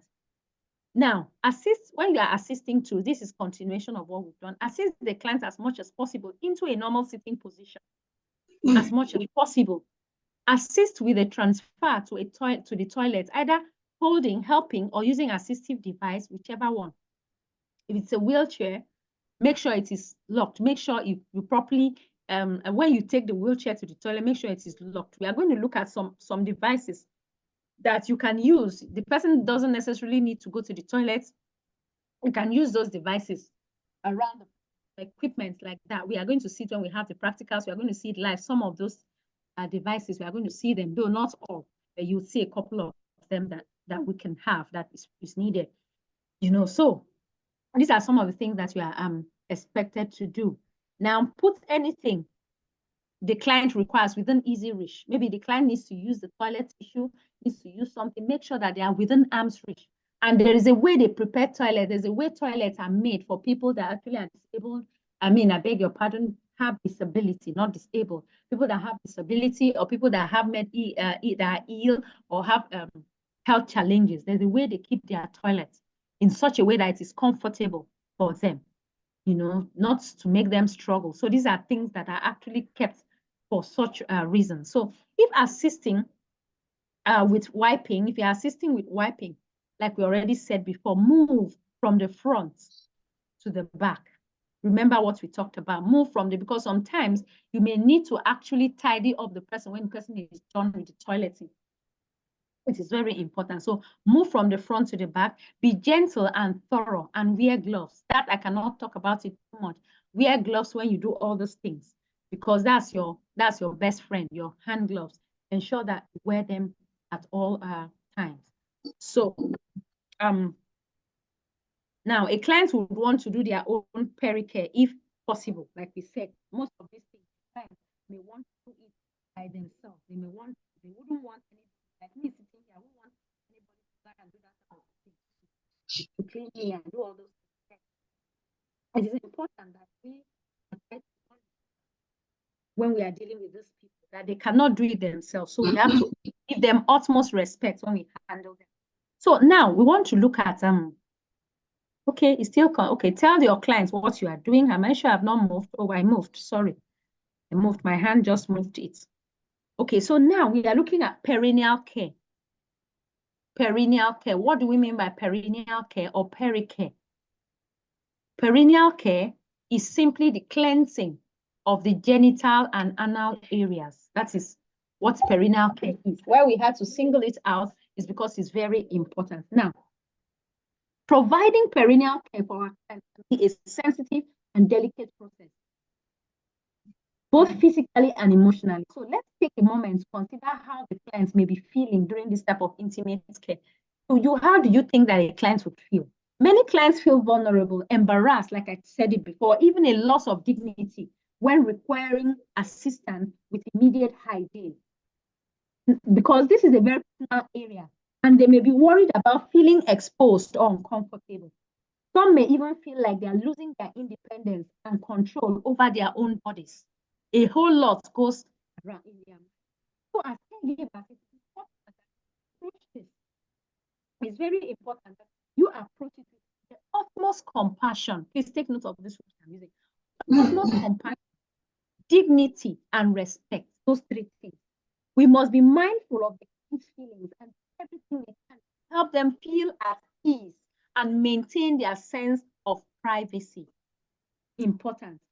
This means that as you go ahead, explaining each step of the process clearly as a caregiver, do not lose guard of that. Anything you do with a client, no matter what it is, explain. In so many courses, competency tests, you get to go for as a certified nurse assistant or as a caregiver or as a health care assistant or any of those health related, you are going to be, before your employer eventually takes you, no matter the experience, the things you submit as experience, definitely you pass through, especially if you are working in a care setting, you pass through some 1 or 2 tests to know if you really know onions. So it's those tests that people really feel, like I keep emphasizing this thing, because they will tell you, just take 2 minutes, demonstrate to us how to do, maybe how to give a client perineal care. They'll give you a resourciani, they call it that, or they give you a mannequin, just like those mannequins that we have, that we hang our things in the shops and so on. They can give you something like that. And they tell you, let's see how you do perineal care. They do it, they have done it. And you just stay there, maybe you pick the tissue, you clean, you do this, you talk to yourself, like it happens sometimes. You talk to yourself, you don't even say what you're doing, you just do what you know how to do best, practice all the skills, and off you go. You are bound to fail. That's the truth. You are bound to fail, or you lose marks when it comes to that. So a very, very important part of caregiving is communication, like we talked about. So as you are doing those things, especially those sensitive things, those perineal care, keep talking. Oh, I just need to, can you just let me shift here a little? I just need to clean this part. Is it okay by you? Person will say yes before you clean. Okay, this, oh, I'm feeling that, okay, would you like to do the cleaning yourself? Okay, let me just, do you think I should step aside, or let me just step aside? When you need me, just reach out for me or something. Keep communicating at all times. Get consent before you do anything. Don't invade a client's privacy. Maybe you think that because he has stroke or so, he doesn't want to do, or she doesn't want to do this, you just want to do it. No, I'll do only the things that clearly getting their consent before proceeding is important in this particular aspect, so that you will not be tagged the name that you are not. Because sometimes if you don't do these things, getting clear consent from this, it could be taken another thing, especially if you need to leave this particular environment that we are, that anything goes. When you go there, anything can just happen. So keep explaining. The person says, yes, you can go ahead. Oh, I want to clean here. I need to clean your anus. I need to clean your vagina. I need to do this. And don't have reservations. Let them know. Call the names that you really should be called. And let them give you consent as to how or whether you should go ahead and do it or not. Ensure also that the environment is private. If it is in a ward or it's in somewhere where they share with another person, we have the screen, we have the curtains, we have what you can use to cover, to shield the person. Always give them privacy if you need to maybe do something in. Give them that privacy that they so really need to be.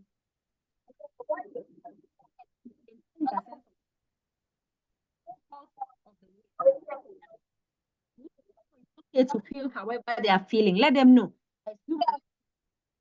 It's okay to feel like that because you are dealing with their sensitive part.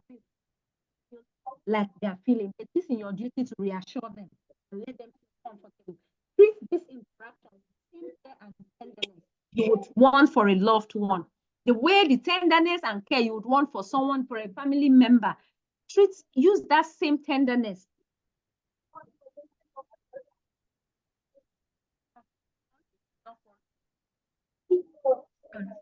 So these are practically what we should do as caregivers when we are dealing with perennial care. So these are also some things. Tell the client what you're doing. If the client is in bed, put down a pad or something. If it has to be done in bed, keep a pad or something, which you are going to see some examples of pads as we when we get there. You know, stay alert for pain when you are doing it. Stay alert. I told you that as a caregiver, be alert at all times. Be prepared, like the Boy Scouts would say. Be prepared at all times. Be alert. So, alcohol-free cleansing wipes. We have wipes too that could be used, you know, to protect themselves from this incontinence. Maybe rolling over. Sometimes you need to clean. Sometimes you may need to clean the clients, you know, you have to say turn. We are going to see it practically. You want to turn a client on bed, you want to clean this side, you must shield and make sure your client is covered, not exposed at any time, not exposed at all. If the client's bed is wet or soiled, protect them from this wet incontinence part. If they're already soiled, they're already wet, protect them from it. And there's a technique we use, the wet side in and the dry side out. There is how. We'll show you how it is done by next week, God willing. Remove the part and use a clean one. These are things that you have to be on top of your game. Don't allow a client to use a pad and you just forget about it. Say, after all, what's my business? You go and wash, you go and go for shopping, you go and do other things that you are doing for. No, this is more sensitive. So always ensure. Assist the clients with use of bedpan when necessary. Use a protective pad on the bed when you are doing those things. If the pan is cold, warm it with warm water because our bedpans most times in the hospitals and around are cold because it's metal. So if you feel that you are picking it up, it's cold, the temperature is cold, warm it. That's just use warm water on it. The warm water will absorb that coldness and then it will be a little bit warm for the person to use. And then make sure that if the client is done, keep the bedpan level. I mean, if the client is, once the client is done, keep the bedpan level so it doesn't spill. If there's urine inside or something, keep it level. Keep it in a way that it's in a line, in a flat position so that it doesn't spill the urine or whatever that is inside before you have to go and dispose of it. If the client bed is wet or soiled, protect them from it like we already talked about. Always wear gloves while placing the bedpan and removing it. Gloves is important. So we have devices like commode for clients who cannot get to the toilet. A commode is a portable chair with arms. We have something like that. We are going to see a commode. You just lift it, you just move it, and just get to do what you have to do. 1, 2, 3. Okay, so let's move because we have one more module. In 30 minutes, we should be done with that module. So we also have a urinal. It's a container to urinate when the person is unable to get to the toilet. So let's practically look at these things. We have the bedpan there. The pan, most of us can relate to this. We have it in hospitals. We have it in care homes. We have the urinal too. We have the commode. You can see the woman holding it. There's always placed near the bed of the client so that it's easier. Instead of moving to the toilet, it's very easy for the clients to use that. So those are examples of, you are going to have the slides, like I said, and the recording. So you will have enough time to go through them. So assisting with incontinence products too. Now, there are people, I've had somebody always refer to, oh, I went to buy Pampers for my mother. I went to buy Pampers for my mother. That my friend, she always say that. So I try to correct her that don't say you went to buy Pampers. Refer to these products as, oh, I went to get briefs for my mother or for my father or for my uncle or for my client. I went to get briefs because this protects the client's dignity. I mean, imagine you telling an aged person or maybe an elderly person hears that, my mommy wears Pampers. I mean, it's if your mommy is even there, it's somehow, I don't know how to put it. It's embarrassing. Let me use that word. It's embarrassing. So you can say briefs, right, rather than saying diapers. You can use briefs because briefs is more dignifying when you use those words, you know, and it protects your client's dignity and minimizes any embarrassment associated with incontinence. Because primarily when you say, I went to get Pampers, there's already an embarrassment attached. You say, hey, oh, that woman, obviously, you know, we know. So you try to see how to water that. Remember, you're looking at your client's dignity here, your client's respect for your clients and all those things. So not making your client feel anywhere less of a human being. So these are some of the things. And the products, your client may prefer certain products. So know your client preferences. There are people that prefer certain when it's got to do with anything that concerns them. To see if the client needs assistance with changing the product. Don't just abandon. Check all these things. Cleansing the skin when you change the product, what you need to do, make sure you do it. Ask them, request, let them give you their consent. Now proper disposal of materials is important. How to dispose all these incontinence products. You should always throw them away.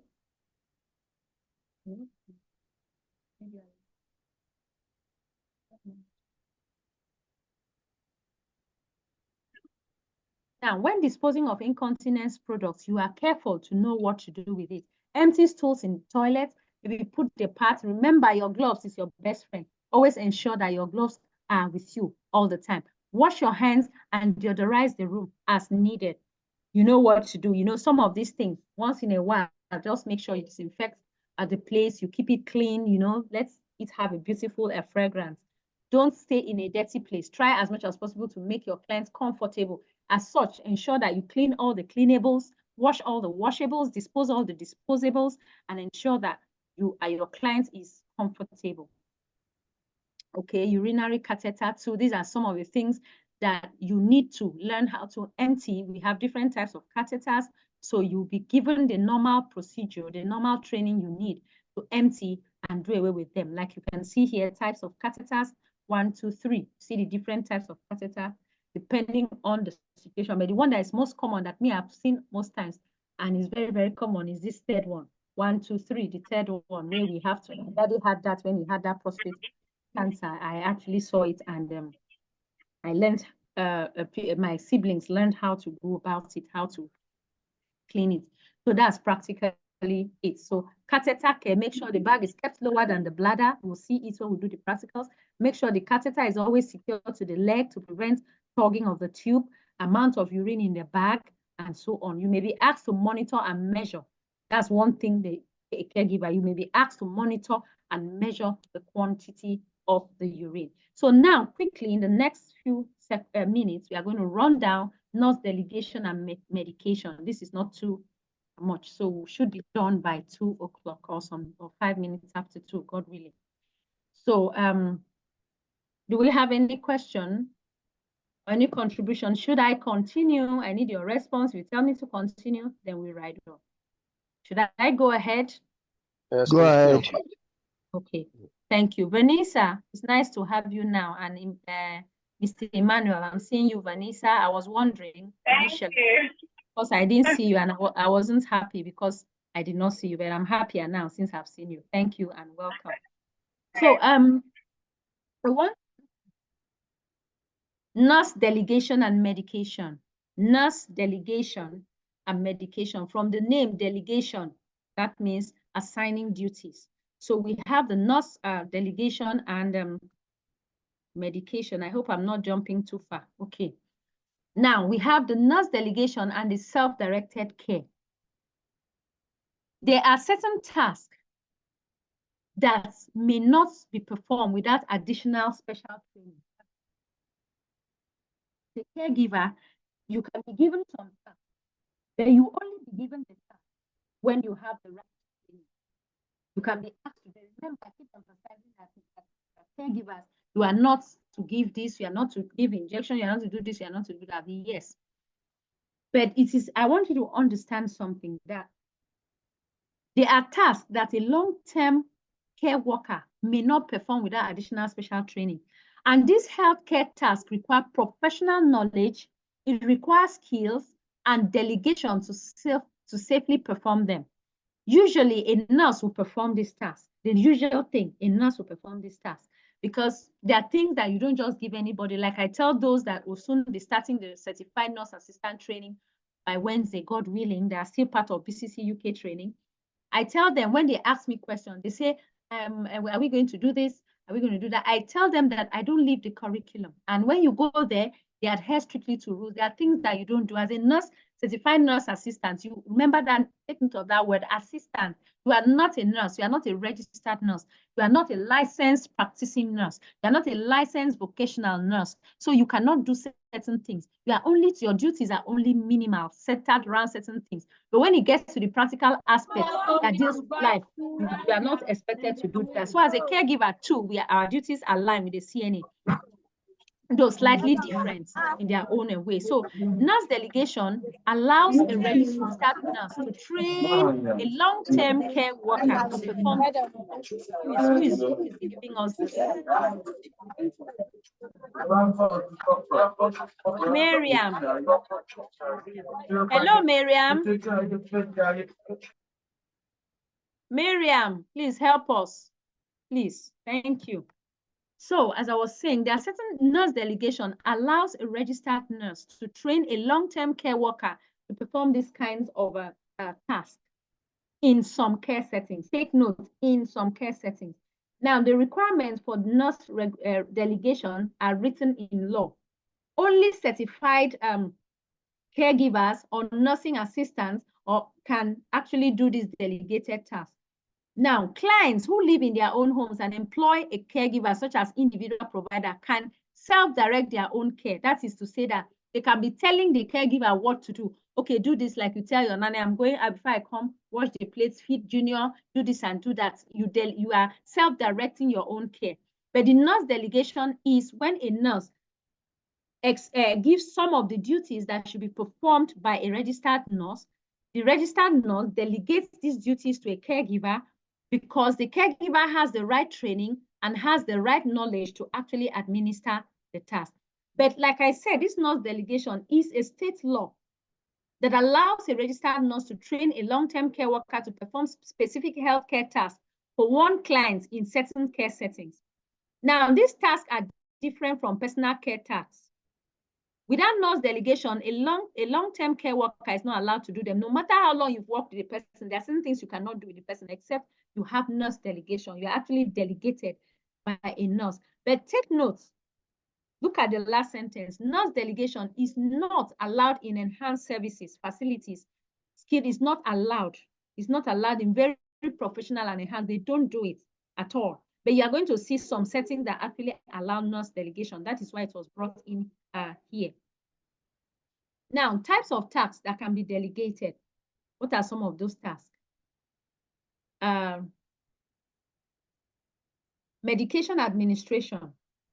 Now, this delegated task, after you have met all the requirements, you must take direction from the delegating registered nurse. Maybe you have met the requirement, they've given you the training, they know you can do this thing. Then the next thing to do is to take directions from the delegating nurse. And then the registered nurse will supervise the delegation. They must supervise you and evaluate the client's condition. The registered nurse will decide when the nurse delegation begins and when it ends. Each task for a client is delegated separately. So look, we have some of the delegated duties. A urinary catheterization. Remember I said that not everybody that deals with catheter. Using clean technique, feeding, feeding, blood glucose monitoring, all these can be delegated in the proper settings and with following the normal procedure. There are certain tasks that are written in law that can be that cannot be delegated, like insulin, other than insulin injections, sterile procedures cannot be delegated. IV lines, anything that requires nurse judgment cannot be delegated. There are certain things that no matter how, it can never be delegated in any setting. But in a professional settings, care homes, they don't permit nurse delegation, they don't. But sometimes it happens if you are maybe a caregiver that is working maybe a client's personal home, that is, you're taking care of the clients in the confines of the client's home. You can, a nurse that is attached to that person can delegate certain duties to you, is allowed. But in a care setting, in a formal setting, a residential quarters where we have residents cannot.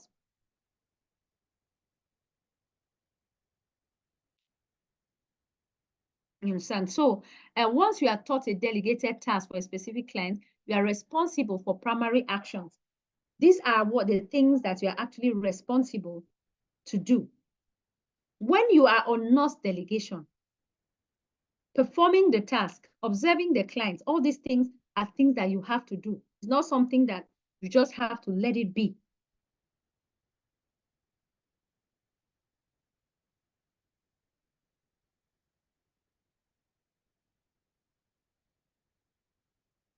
So, all right, so performing the delegated task, these are 5 primary things that you have to do before you can, or while a task is delegated to you. Performing the task, the delegated task, observing the client, reporting changes in client condition, reporting to the registered nurse, renewing your certification. These are things that you have to do. You have to get a delegated task certificate, and it has to be renewed, you know, especially if you have to work outside, it has to be renewed. They don't joke with renewing these things so that you keep up to date, you keep yourself abreast with what is happening. So we also have the self-directed care, like I said, that there is a Washington state law that protects the right of a client living in their own home to direct a paid personal care. That's, they can pay a caregiver. They are in their home. They can pay a caregiver working privately with them, not for a home care agency, maybe a personal person to just come and take care of them, to perform healthcare tasks that the clients cannot physically do. The law covers them. So these are healthcare tasks that a caregiver would not otherwise be allowed to do. But because you are, the client is self-directing his or her own care, so a caregiver can do this task. I don't know if you understand what I'm saying. Like placing a pill in the client's mouth or assisting with an injection. If the client actually is self-directing his or her care, then a caregiver can do these things, especially if the caregiver has has a little knowledge of what he or she is expected to do. So self-directing this healthcare task give a client the freedom to direct and supervise their own care. It allows them to continue to live in their houses, at their homes, rather than move to a care facility. Like I told you, some people don't like to stay in a facility. They like to be in the confines of their homes, especially elderly people. It's difficult for them to go away. So client responsibilities: inform this healthcare provider that the task will be self-directed to the caregiver. They have other partners of the care team. So inform them that the duties will be self-directed by you, that you will direct the caregiver on what to do for yourself. Then inform the case manager of their desire. The client is supposed to. These are the responsibilities of the client. All these things. Train, direct, and supervise the caregiver in performing this task for yourself. You do it. Then the personal aid, which is the caregiver's responsibility, decide if these things that you'll be doing that will be self-directed by the client, if the things the client will be asking you to do, if they are comfortable for you to do them. You know, it's not in a formal setting now. So you have to decide whether it's comfortable for you to do. Getting trained by them to do the task also, and then performing the task according to the instructions from the client. These are your responsibilities. What the client wants, how the client wants it. Case manager responsibilities include documenting the self-directed care task, providing the personal aid and the client with a copy of the DSHS care plan. What does this mean? That's Department of State Health Services. That's the meaning of DSHS. Department of Health Services. So updating some of the duties of the case manager is updating this care plan that is from the Department of the State Health Services as needed based on what the client wants you to do.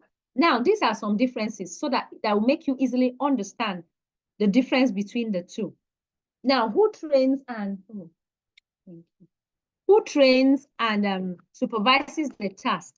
When we talk about the nurse delegation, I want you to understand the difference between the two. Who trains and supervises the task itself? For nurse delegation, it is the registered nurse. Where can it be done? That's where can nurse delegation be done?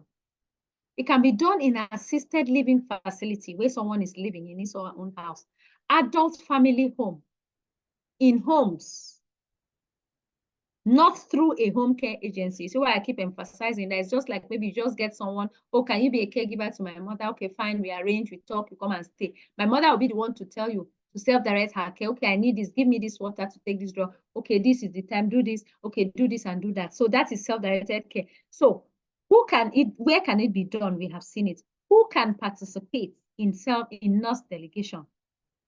Long-term care workers who have met all the requirements, paid personal aides, that's paid personal caregivers, such as maybe individual providers that do their own businesses, maybe just move around to be maybe caregivers, nannies, or to do those things.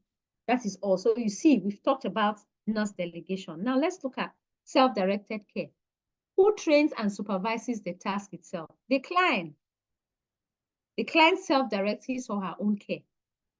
Where can it be done? It can be done in homes only. Can be done in homes only, because you cannot self-direct your care in a care setting or in a residential facility. You cannot do that kind of thing. But in your own house, you can still self-direct your care, because there's a Washington law that covers that. You know, self-direct your care. So who can participate? Paid caregivers, such as individual providers on your own. All right, as quickly as possible, let's look at medication administration and medication. We just have a few slides to round up for today. Please, are we still together? We are almost done. Thank you for your patience. Yes, we are still here. Yes, ma'am. Yes, we are together. We are almost. I understand today is Saturday, and so many people need to go and prepare those delicacies. So we'll soon be done. So medication administration and assistance. It is important to understand the difference. As a caregiver, you're not to administer drugs, but you can assist your clients to take drugs. So that's why we want to talk about this particular topic now. Now, medications are powerful substances that can treat, cure, or help control an illness. And medications include over-the-counter medications, maybe prescriptions, maybe physicians, which must be ordered rather by healthcare professionals, maybe doctors, maybe nurses. So we are going to just look at these as, like you can see, medications there. I needed to place that so that we would understand.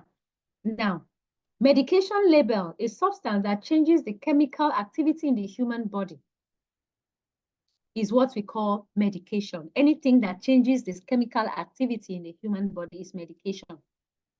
Now, medication and administration is different from medication assistance. So we want to look at. First and foremost, we've talked about medications. Let's look at, in every medication, this is for us caregivers to take note, because even though we don't directly administer drug, we can perform medication assistance. So that's why it's important for us to understand this. Especially if you are working in a care setting, in a residential setting where you have other caregivers, I mean, I beg your pardon, other clients that you have to and you need to attend to. You know, it is very, very important that you take note of these things. Medication labels, the client's name must be there. At any point you are given any drug or your client has any drug, you must take note of these things and ensure they are on the drugs. The client, not you putting it, but you raise attention if it is not there. You draw the attention of the necessary people.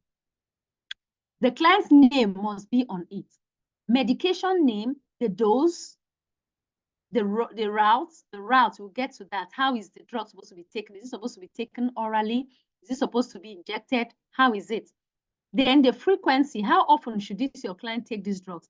Amount, how much is in the container? That's the quantity. And then when the prescription was filled and the medications expiration date. All these things, like you can see that that picture that is there. You can see, make sure that any drug that is given to you is labeled just like that. So that because we've had issues whereby you go for a test, it has happened, maybe you go for a test and you are mistakenly given a test result of another person. Why? Because that particular sample you gave was not labeled, was not properly taken note of, and it has resulted to many marriages scattering, many people even dying untimely death because they are given a particular result, excuse me, that is not theirs, and at the end of the day, it's not actually theirs, but already water has gone under the bridge. Harm has already been done. By the time they realize that, oh, it was not meant for Peter, it was meant for Paul. So even as a caregiver, you need to keep tabs of all these things. Every drug should be labeled. And what are the routes or the routes, whichever one, of medication? The oral, the sublingual, the topical, the rectal, the vaginal, the inhalation, the injection. All these are different routes that you can take medicine. You can take medications. Rectal, putting through the anus. Some of us know. Some women, some medication, they'll ask you just maybe for infection or something, they just slot it in through your vagina and other things. So there are different ways that people can take medication. So now medication assistance is simply, understand it, helping the client to take their medication independently. As in, you allow the client to be the ones to use their hands to take the medication. That is, sorry, I beg your pardon, medication assistance is what I'm talking about. It's helping your clients to take the medication independently. Yes, you are assisting the client, and then the client is actually the one doing the actual work. Opening a container, your assistance could be maybe you opening the container, handing the container over to your clients using a cup or a spoon or enabler, pouring the dose of the liquid from the bottle to the spoon, reminding the client to take a medication, steadying the client's hands, or altering the medication. All these are medication assistance. And as a caregiver, your duties stop under this, like lie solely under this. At the end of the day, it's the client that will take the medicine. You are only assisting. You can help open the bottle, you can help pour the dosage, you can help steady the hand, but the final act is the client that is doing it. So it's not you doing it, so you are only assisting. That is medication assistance. Take note of it. What are the requirements? Legally, there are two conditions that must be met to be considered medication assistance. Two particular major conditions. If you understand it, it's easy for you to understand the difference between the two. The client must be able to perform the last step for themselves. The client must be the one to put the drugs inside their mouth by themselves and swallow. If you can even say maybe put the drug in the mouth, it is the client that should still swallow. The client has to be the one to perform the last step. Example, placing a pill in their mouth or applying ointment to their skin. And they must be aware that they are taking medication. So you are just simply assisting them. You are not the one doing the actual job. You are just assisting them. That is, if a client does not meet both of these conditions, one, to do the last step, and two, they must be aware that they are taking medication. These two. If they are aware they are taking medication and they are the ones actually taking the last step for themselves, like placing the pill in their mouth or applying the ointment to their skin, that is considered as medication assistance. You are just assisting. Now, the client also has three main rights related to medication. The right to choose not to take the medication, the right to informed consent. You know, we talked about these rights already. That the client has to have the rights, has to know when he or she has to take the drugs, has to know why am I taking the drugs, to give consent. These are rights. We already talked about it when we're talking about rights, the client's rights. Good. So altering medication too means, what does it mean, altering medication? Which you have to follow due process before you can help a client to alter medication. It simply means maybe crushing or dissolving a medication so it is easier to take. Sometimes you may be given maybe paracetamol, for instance, and they say swallow, and you find out that the child is not easy for the child to swallow. You may say, okay, get me a spoon, you melt it or you crush it. That's altering medication. You are altering the way that medication should be taken. You know, so, but some medications cannot be altered. They cannot be, it's only some that can be altered. And altering medication requires the approval of the nurse, the doctor, or the physician, not you, because you are not directly involved in the task. So now the 5 rights of medication, check the 5 rights of medications. This is very important. At different times, at these 3 times, what are the 5 rights? The right medication, the right client, the right dose, the right route, and the right time. These are the 5 things that you have to understand. They are very important. 5 rights of medication. Is it the right medication that I'm giving to Peter? Is it the right dose that Peter is supposed to take, that Peter is taking? Was Peter supposed to swallow? Was he supposed to put in his mouth? Was the injection supposed to be oral? Is this the right time, or how many hours interval is Peter supposed to take the drug? So these are very important 5 rights of medication.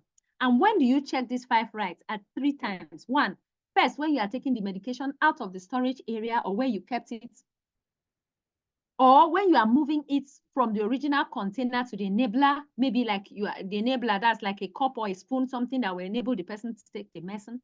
Finally, when you are putting it back into the storage area, check these 5 things, whether it's the right medication, the right dose, because many times people have interchanged medication, given the wrong medication and given at the wrong time. Now, we get to medication administration. It requires a nurse to perform, like we talked about medication administration. It is a nurse duty to perform it, or a qualified caregiver with nurse delegation. That's if you're a caregiver in the house, the nurse must to see what you are doing under supervision of the nurse. Okay. Now, the following are ways that you might perform this medication administration. Under nurse delegation, place the medication in the client's mouth. You may be permitted to do that. Under nurse delegation, take note of that. Apply the medicine to the client's skin under nurse supervision and delegation. Give medicine via a gastrostomy tube. Perform insulin injections, which requires additional training.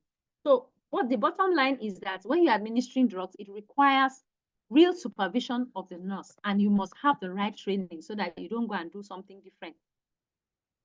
Observing, documenting, and reporting. This cannot be overemphasized. We've talked about this severally. Part of your responsibility of medication assistance is to observe, is to document, and to report the changes that you see. When you assist the drug, the clients actually take these drugs, you look out for signs, you look out for symptoms, you look out for changes, you look out for concerns, and you report immediately. When the client doesn't want to take medication, what do? The first thing you do is to simply ask them why they don't want to take it.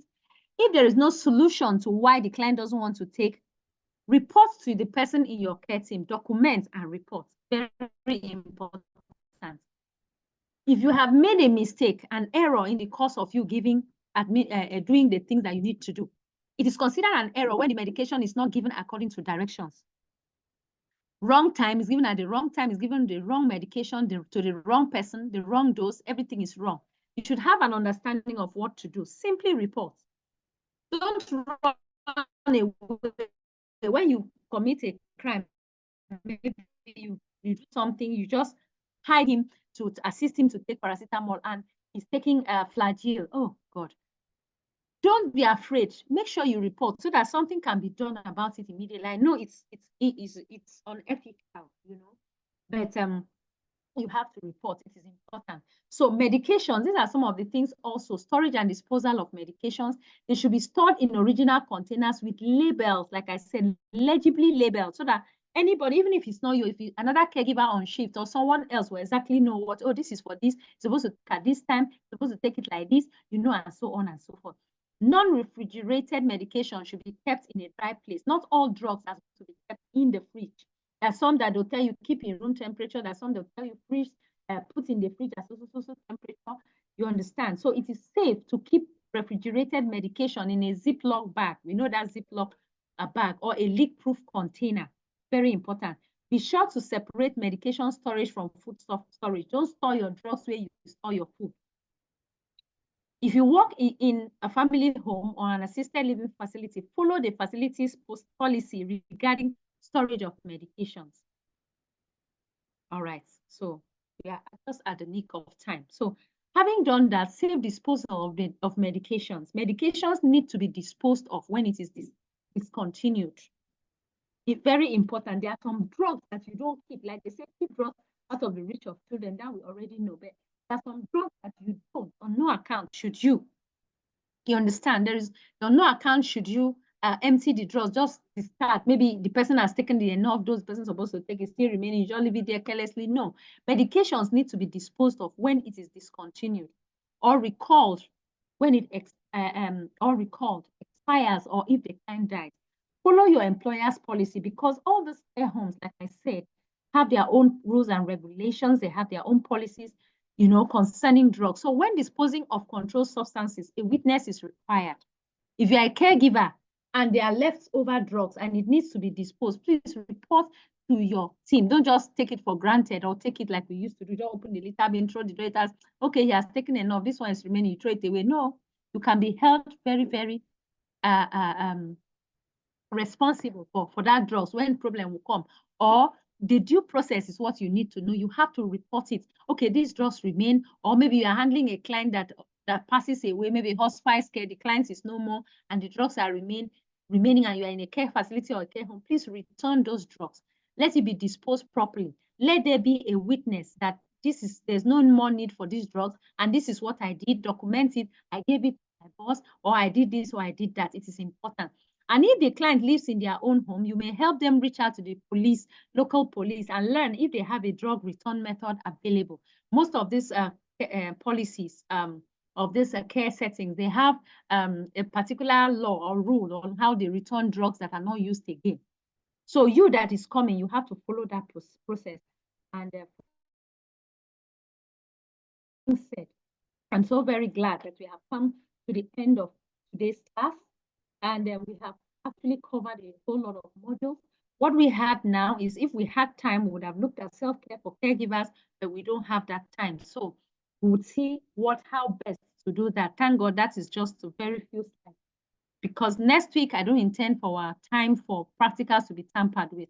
So we'll just see how to slot it in, maybe 1 hour before we actually delve into the practical session. So thank you very much. I don't know if we have any question or we have any contribution or we have anything to say so far.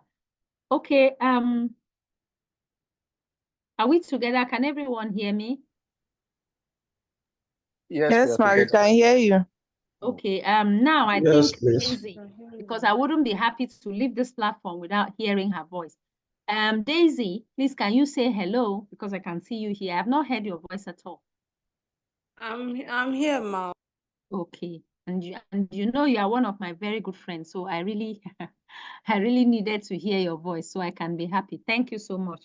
So do we have any question or any contribution, anything to say before I hand over to MJB? We have come to the end of today's training. I just believe and trust God that in wherever we find ourselves, to lend a hand to humanity, that will do justice to it. And I also believe that this training helped us to really learn many things and be a better version of ourselves. So please, any question or any contribution? Yes, we'll be looking forward to the recording of today in the group. Fine, that'll be fine. I'll certainly, like I used to do, I'll drop the recording as well as the slides for you. But I crave your indulgence that, like I said that last time, I said today, but I crave your indulgence that I would like to permit me to do that tomorrow. Permit me to drop it tomorrow, because my hands are actually, those of us that are because we have a couple of people that are here for this caregiving training. That's fine. And they are also in the certified nurse assistant training that will be coming up on Wednesday. So they can attest to the fact that I have some unfinished business. So I just want to get to that and do that unfinished business. So, but I can assure you that before tomorrow, midday tomorrow, I must have posted those things for you to have a continuity. Like as I said earlier on, that there are things that you need to have, there are things you need to know, there are certifications you need. I'm happy that so many people have indicated interest. You need to see other certifications that will help boost your portfolio for you to be a total and a complete caregiver. If you have any questions or you have anything to ask concerning the caregiving or concerning the certifications you need to add to boost your portfolio, please don't hesitate. My number is always free. I respond a lot to messages. So at any time, just get into my DM and let's see how best we can help serve humanity. Thank you so much. At this point, I hand over to MJB Management and Integrated Services across 3 minutes. 3 minutes. Thank you for your patience and for your honesty so far. So MJB, over to you. Thank you. Thank you Thank so you, much, ma'am. Doctor. God bless It you has so been a much, wonderful time. Welcome. I want Thank you, to ma'am. appreciate our participants. It has been, we had a wonderful time. I told you yesterday that in the course of our lecture yesterday, 2 of our supervisors came in, and today again in the course of our lecture, our supervisor, she has been listening keenly. She's one of our supervisors here at MJB Management and Integrated Services, and I want to introduce to you Dr. Ann. She has something to say. Hello, Dr. Ann. Dr. Mrs. Escudo, it's really been a pleasure listening to you. Thank you very much for shedding light on the vital role of caregivers. You know, right from when you commenced this particular episode of your lecture, I've been on your tail, listening, and I must confess, I have seen that caregiving is not just a task, but a calling that requires heart, empathy, as well as resilience. Thank you very much for that. Because as far as I have seen, this is what I would call a heartwarming illumination. And to you, our treasured participants, I want to use this medium to commend you for your patience, attention, and enthusiasm towards caregiving. For what it's worth, let's continue to work towards supporting the vulnerable individuals. And by so doing, we do not only enhance the life of people we care for, but then we also create a more supportive and an all-inclusive environment for all. Thank you very much, everybody. And do have a blessed day. Thank you. Thank you, Dr. Mrs. Ann. Thank you so much. Please, there is a Thank you so question, much. please. Thank you, Doc.